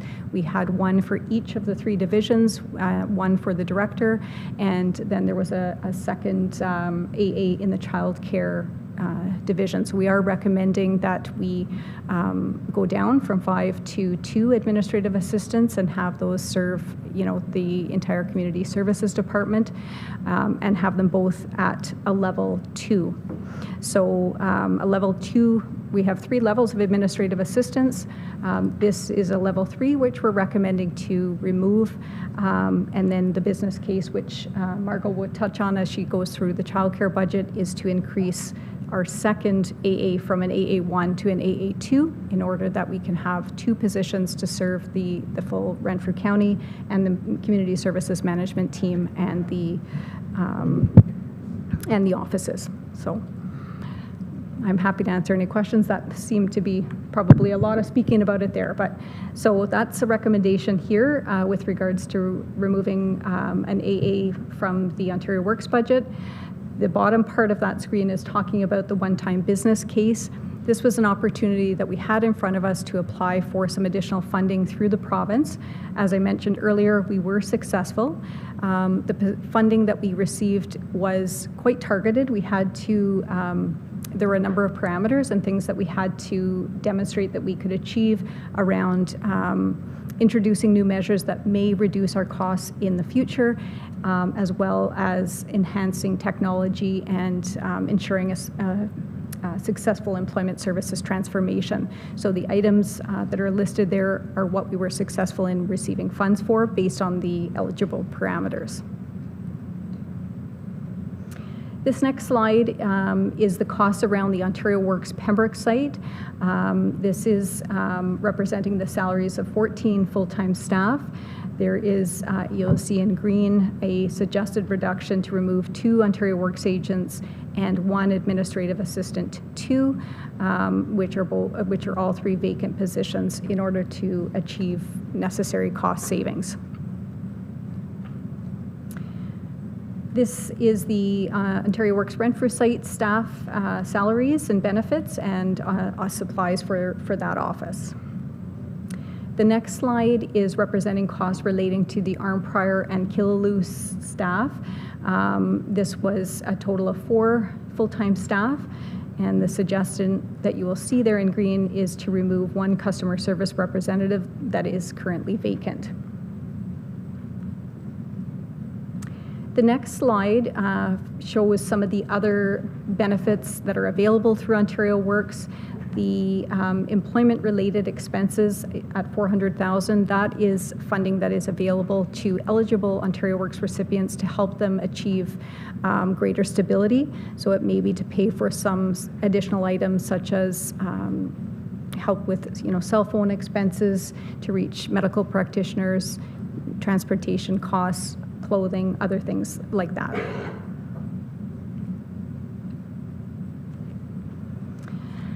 This slide just summarizes some of the cost sharing formulas. Within the Ontario Works budget, due to the employment services transformation, as this committee is aware, we did have our program delivery funding reduced by a total of $500,000. It was reduced in 2023 by $100,000 because we had a prorated reduction because we went live with the employment services transformation on October 1st, 2023. And then the further $400,000 reduction is applying in 2024. So a total of $500,000 reduction.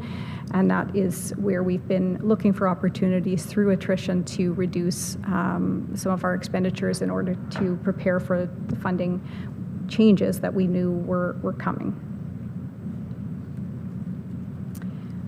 And perhaps at this point, Chair, I can pause, and if there is any questions about this section before I pass it over to my colleague, Margot. Are there any questions on that portion of the budget? Seeing none. Ms. Smith, please. Thank you, Chair, and through you to committee. So my slides for the Childcare and Early Years Division start here with the administration funding. So at the very top of the column here, you will see the 50% municipal cost share for the administration budget, which is $165,553. At the bottom of the page, one of the things with the childcare budget, there's several funding pots for different programming and such, and associated with each of those funding pots is administration, a percentage of administration funding. So there's a lot of internal transfers that we work with finance to do to pull out any remaining administration funding from the funding pots and pull them into this pot. So on the next slide, it just speaks to. Sorry about that. On the next slide, it speaks to the fact that there's 5 full-time staff that are being funded through the administration pot, and it speaks to the different other programming where there's admin allocations being transferred internally up into this section. The next slide speaks to the childcare core allocation. And so this is where the bulk of the funding comes from for many of our programs. The core funding goes to various areas, including the licensed childcare providers for their operations, as well as other program costs that our staff operate. You will see that, again, there are some internal transfers in green, and there have been some changes just in regard to where program costs lie from 2024 to 2023, but the amounts pretty much add up to the same thing. You will notice too that the core funding, there underneath the core funding, there is the transition grant, and I was speaking about that earlier in my information items. The transition grant that is being listed there as revenue is a carryover from 2023, because as mentioned, that grant is ending in 2024. There is also an area in the target where there is a suggestion of maybe if you move to the next slide. I'm sorry. Oh, you're there. Sorry, I'm not there. My apologies. There is a suggested reduction to reach the levy target by using some childcare mitigation reserve funding to reduce the municipal cost share of $454,188. On the next slide, the licensed family home. So this is the directly operated agency that we run. So the funding is pulled out of that core funding allocation, and we have 2 full-time licensed home visitors that are funded out of this section. We do also, carry some revenue directly from the parents for the homes that we are running right now. On the next slide, the special needs resourcing. Again, this funding is also pulled from the core funding allocation. We have 7 full-time staff in this area, 5 inclusion coordinators, and 2 administrative assistants. As mentioned by Ms. Patrick earlier, we have 1 AA1 and 1 AA2. And there is an enhancement that you will see over in the 2024 budget enhancement column that speaks to the cost of $13,297 that would bring the AA1 up to an AA2, and it will be spoken to a little bit more with the business case as well. But this funding could be offset through the special needs resourcing programming costs. The next slide speaks to the early on programming and Indigenous-led early on programming, the funding that we receive for that. There are 2 full-time staff associated with this funding, and the bulk of the funding is program costs that go to the third-party early on providers to run their programs, including the Indigenous-led mobile early on that is run by the Bonachara Algonquin First Nation. The next slide speaks to the CWELC, the Canada-wide Early Learning and Childcare funding that we receive. There is 1 full-time staff associated with this pot, and the bulk of this funding is calculated for revenue replacement for the licensed operators who have enrolled in the CWELC system to cover the reductions to their parent fees, as well as a component that goes to them for workforce compensation for eligible staff within their organizations. The next slide speaks to some of the other programming within our budget. The OW childcare and special purpose funding are also located, you'll see these are transfers into our core funding allocation. So you would have seen some of these numbers on that previous slide. There is also an amount of $20,157 that is a required municipal cost share. This is a 50-50 percentage share of the wage enhancement administrative funding. That's where that comes from. And we also have the revenue from the City of Pembroke also listed on this slide. And the last slide is a direct snip from the transfer payment agreement that we received from the Ministry of Education that shows the total childcare budget and would match the numbers that were discussed earlier in my report. So I'll pause there if there are any questions. Are there any questions? Member from Whitewater, please. So many numbers.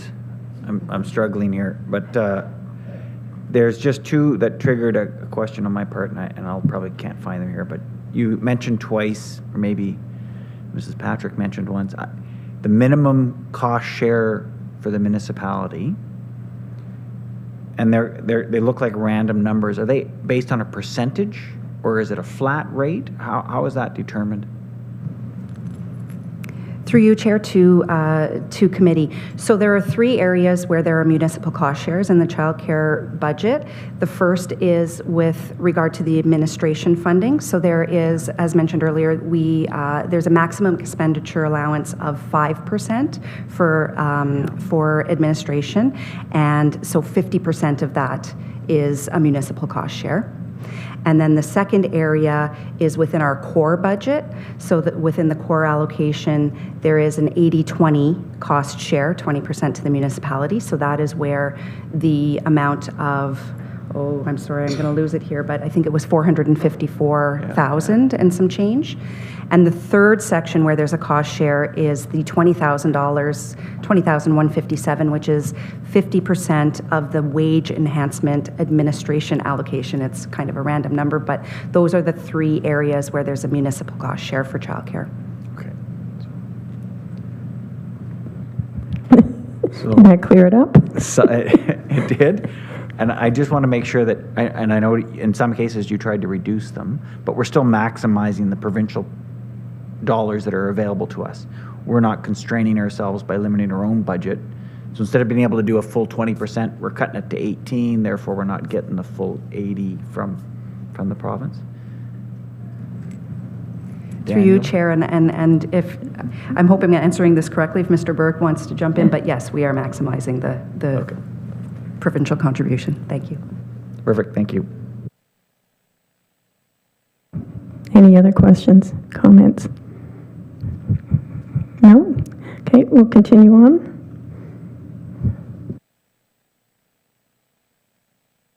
Ms. Dombrowski, please. Hello, through you, Chair, to the committee. The next slide is a reflection of the community housing budget. So you'll recall during the Renfrew County Housing Corporation Board meeting, I mentioned that the County of Renfrew has a service manager role for receiving funds from the province and federal government, and those funds are received and then transferred through to the Renfrew County Housing Corporation. Within this first slide, you will see a budget enhancement, and the business case for that was provided today. And you will also see a number of items from various programs, including the Homelessness Prevention Program and Social Services Relief Funding and the Canada-Ontario Housing Benefit Administration, to name a few that comprise the revenue that is received through this entity. On the next slide, we'll highlight a few points from this budget. Under the Housing Services Act, the county is required to provide housing for 1,275 households under the rent geared to income programs. Within the county, we also have a service manager role for 5 nonprofit housing providers that are Petawawa Housing Corporation, St. Joseph Housing Corporation, Kinsman Court, Killaloe Housing Corporation, as well as GT Seniors, otherwise known as Baskin Place, and Armprior.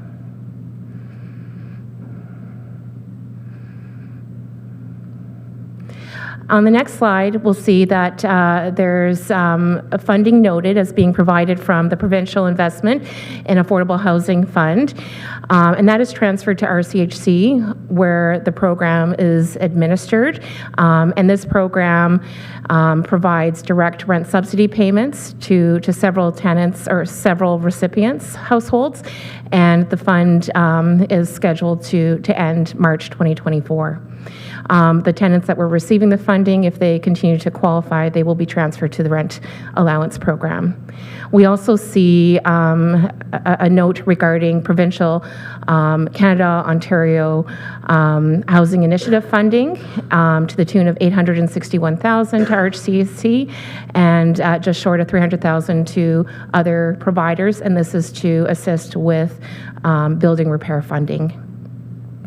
And a similar pot of money being the Ontario Priority Housing Initiative funding, whereas there is $500,300. Provincial funding through the Homelessness Prevention Program is administered through Renfrew County Housing Corporation, through a variety of supports. You'll recognize as the emergency supports through Ontario Works, emergency minor home repairs, rent subsidy programs, and so forth.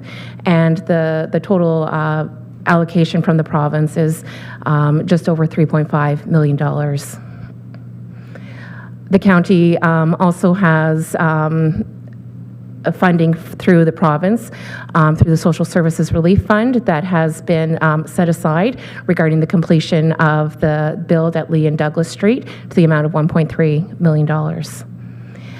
Within the Renfrew County Housing Corporation Board meeting, you'll recall me mentioning that the provincial subsidy that was to offset the cost of mortgages and other operational expenses with the downloading of properties from the province to the county, that those subsidies are decreasing. And at the bottom of this slide, you will see the decreasing amounts projected out through to 2029. And moving on, a note regarding the Canada-Ontario Housing Benefit Admin funding, and the county has provided $3,000 towards our administration expenses to assist with the application process. Also to note from the earlier presentation at the Renfrew County Housing Board meeting, there was discussion regarding the Canada Mortgage and Housing Corporation funding, the funding that's called National Housing Co-Investment Fund, and based over on eligible projects that are planned for 2024, we anticipate to recover 30% from the pot of money that's available through the National Housing Co-Investment Fund, and the amount of $177,000. And you will also see within this budget internal charges to RCHC to cover admin, HR, and IT costs from RCHC, as well as a cost-shared portion from the City of Pembroke that is based on a weighted assessment.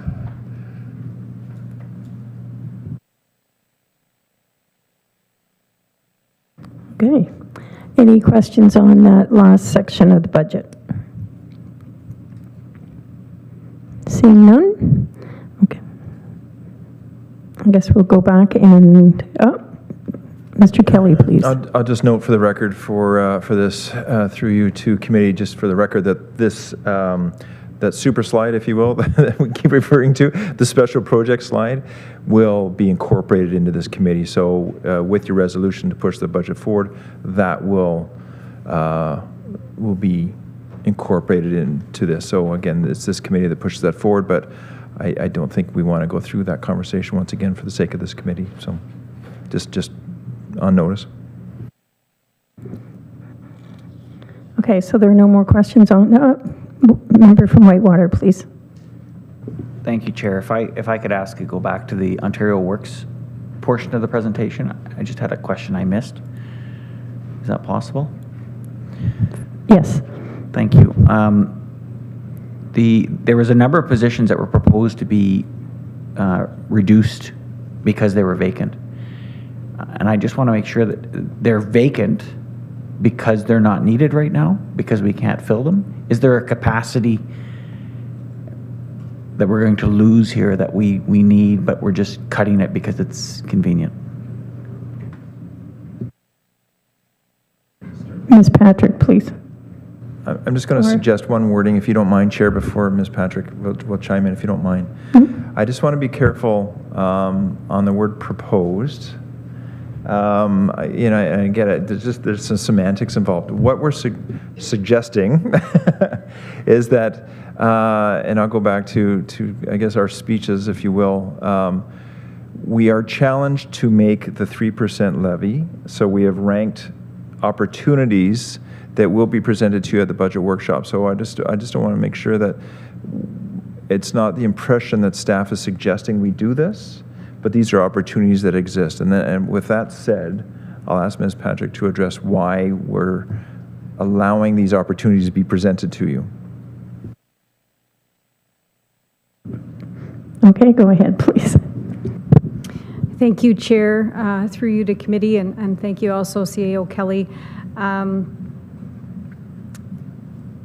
don't think I have too much, to add other than, in recognizing that we have been facing in the Ontario Works program some budget reductions coming as a result of the employment services transformation, and doing our best to look for opportunities to lessen the impact on staff by looking for opportunities with whether they be retirements or, others that are leaving, to look for opportunities that we, may be able to find ways to navigate these funding reductions. Certainly, everybody sitting beside me here will tell you that the community services staff are very, very busy, and as we've discussed with throughout, today's meetings, the needs of individuals that we're seeing in our communities are growing, complexities, challenges. It's very, very busy. So I certainly would not come forward and indicate that, making some of these changes would be easy, or that, it's not having an impact on staff. But as the CAO indicated, we are needing to come together to do our best to try to find ways to meet the reductions that are needed with the program delivery funding, and as well to meet council's expectations. So I'll leave it there. Thank you. Supplemental? I appreciate the context. The thing, Chair, that I'm not comfortable with is, and to me it might be semantics with the CAO will jump in. We're proposing that this go towards the budget meeting without a full appreciation of what those reductions are in terms of impacting the capacities that this committee oversees and makes recommendations based on. So if they're vacant, the positions as an example are vacant right now, they're an easy way for us to hit the 3% target, but at what cost? And can we make that recommendation without that information at this time?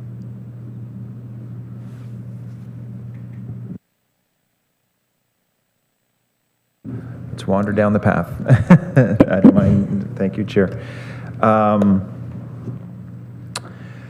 And Andrea can definitely answer this just as well as anybody. So the positions are vacant. The employment transformation is serving our clients and is serving the needs of the community in a fashion that not filling these vacant positions is an option for us with a lesser effect than a greater cut somewhere else. So I guess put simply, the needs of the community are being met. Ontario Works is seeing a greater cut from the province because of the employment transformation. So these cuts won't be felt by the community in this particular year. Who knows what's going to happen in the future, but it's a palpable cut. And I don't know much more else to say it.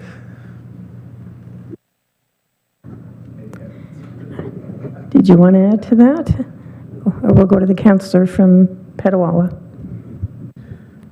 Thank you, Chair. Through you, I guess I'll just say what I said yesterday. I appreciate your efforts in trying to find cost-saving measures to bring it down to this 3% level that was asked for. Is this level unobtainable without sacrificing too much in the terms of services and capital projects in the county? That's for the budget day discussion. But so I do appreciate your efforts, but I also recognize your reluctance in giving these, especially these positions up, and I wouldn't want to see it adversely affect us delivering services to these individuals who are in need. So I'll ask what I asked yesterday. If we were to keep these positions, what would be the percentage? I guess we'll go with the overall budget because it's a much smaller number. Mr. Burke, please. Yeah, thank you for the question. I probably should have been ready for that since you asked it yesterday, but if as a county-wide approach, every committee chose to say yes to the baseline budget. We accepted not level 1, not level 2, not level 3 cuts. That we took the whole package. The median property assessment in the county is $205,000, and in 2023 it paid $802 per property to the county levy. For 2024, that would increase to $895, so $92 per median residential assessment. If we were to accept only those green level 1 minor service level reductions, the increase would be $65. If we take the green and the orange, level 1 and 2, $44. And if we were to hit the 3% targets, that's level 1, 2, and 3 reductions accepted, the increase would be $23. The enhancements are over and above that, and I think as mentioned today, it's possibly somewhat misleading because it includes that full $2 million, I like the CAO's verbiage, super slide. But proposing we were to not use any offsetting revenue for that and just levy the whole thing, it would be an extra $37 to the median assessment.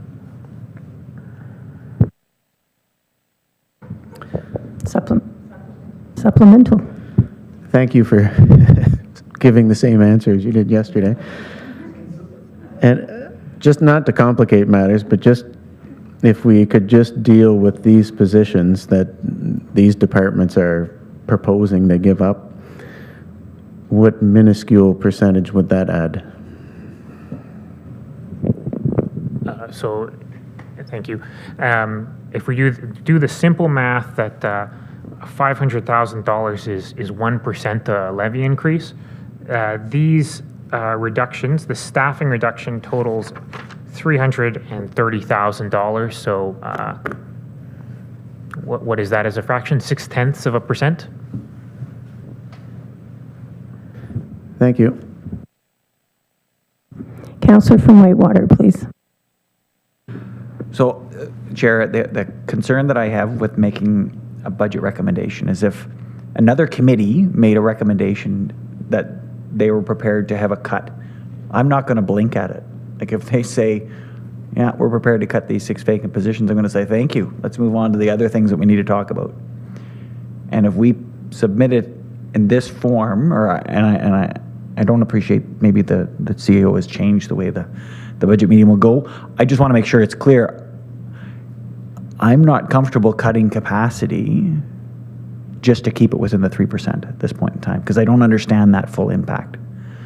I appreciate that you've made the proposal, and in comparison with all the other factors, which I'm not tracking, it prioritizes such that it's the recommendation at this point in time.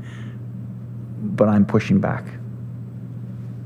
So I just don't know how to do that, Chair. So Mr. Kelly. Yes, Chair. So, through you to committee. So, what we're anticipating happening at committee next week is that we will present, Mr. Burke will present, we will present the budget to you in its entirety. There will be a page worth of the green, yellow, and red. And by consensus, argument, or royal rumble, you will have to determine which ones you prioritize keeping and or pushing off. And that's the reality. We are sitting at, globally, just shy of 12%. And we are tasked with bringing that number to another number, and that will be determined by you and your colleagues by motion or otherwise to get to a number that you're comfortable with moving forward with.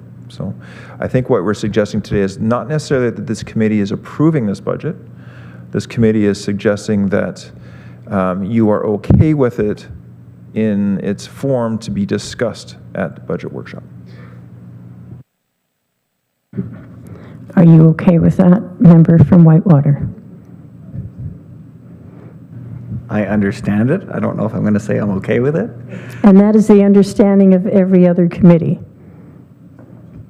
Yes. Yes, that is the understanding of every other committee. Now, I may suggest to you that no other committee has suggested not pushing something forward or definitely not considering this. And just because we haven't been presented with it, if it is the wishes of this committee to stop that discussion right here on that one item or any item, that could be the wishes to say, do not consider this at all. We haven't heard that yet.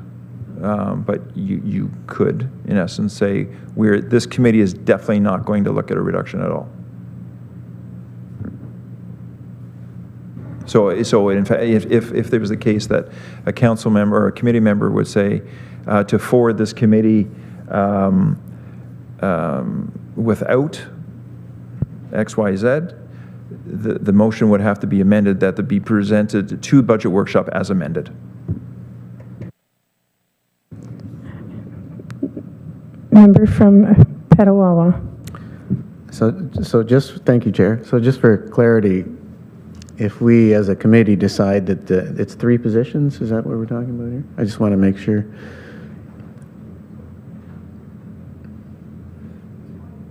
Five positions? Okay.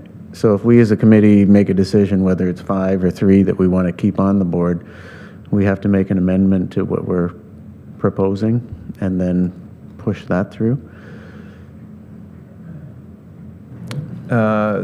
Through you, Chair. So what what's being proposed to you is a budget, and the budget includes discussion items for you to reduce that we have found possible solutions to you.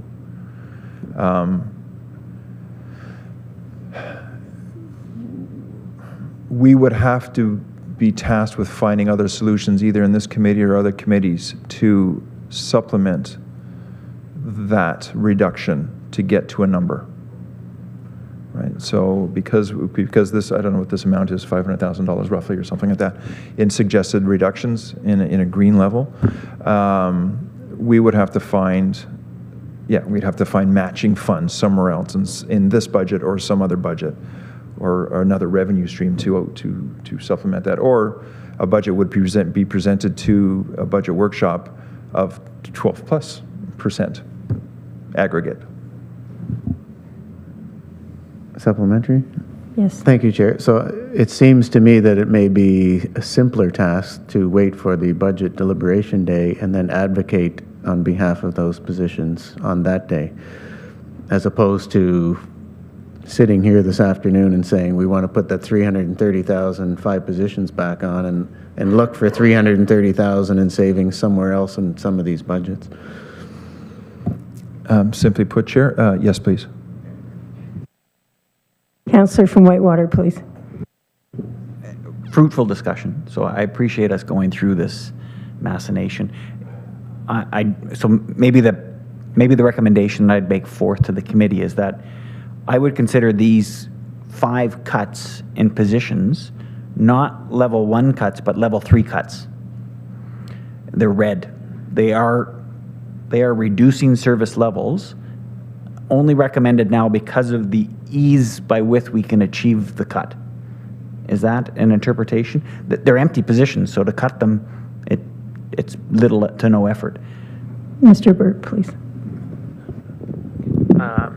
Yes, I appreciate your point of view that these are not meaningless cuts. None of our cuts were. But if you were to align them up with, we do have red level cuts, not in this committee, and if you were to compare them to those, they are not comparable to those. To your point, this is not a decision that anyone wants to take, but this is one of the easier choices as we get into next week. And when you get a look at the level red cuts, you will understand why that is. So my suggestion is not that,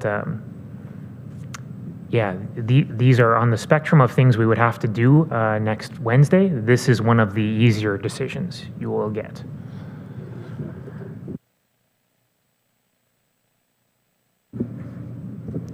So are we going to push this forward knowing that we will be fighting it at the workshop? Councillor from Killaloe Haggerty Richards, please. Thank you, Chair. Can we make another column that we all agree on everything that's in this, with the exception of those 5 positions, and just put them in a separate column and say to be discussed next Wednesday? Mr. Burke is avoiding my look. So another column. So the resolution on the floor is just that this be forwarded into next week for discussion. So they will for certain be discussed next week and openly and come up again there. So no other columns required. I think we're at 10 or 12 columns that page already, so it's getting a little tight. But no, they will come up again next Wednesday for full discussion. Mr. Kelly, please. So ultimately, I think the question is, through you, Chair, sorry, and to you, ultimately the question that all council members will have of directors will be, can you live, will your department deliver the same service, or what service level reduction will you have with any of these changes, red, yellow, or green? I will go out on a limb and say most of the directors will say, please don't cut any position. I mean, that will, or any type of cut. I mean, that's the reality of not, it's not self-serving at all. It's just the reality of they want to continue as a status quo, and some of these enhancements are earnest because that's what we need to do. But there will be a reality check and a gut check when you ask those questions. We will have to answer as directors or otherwise.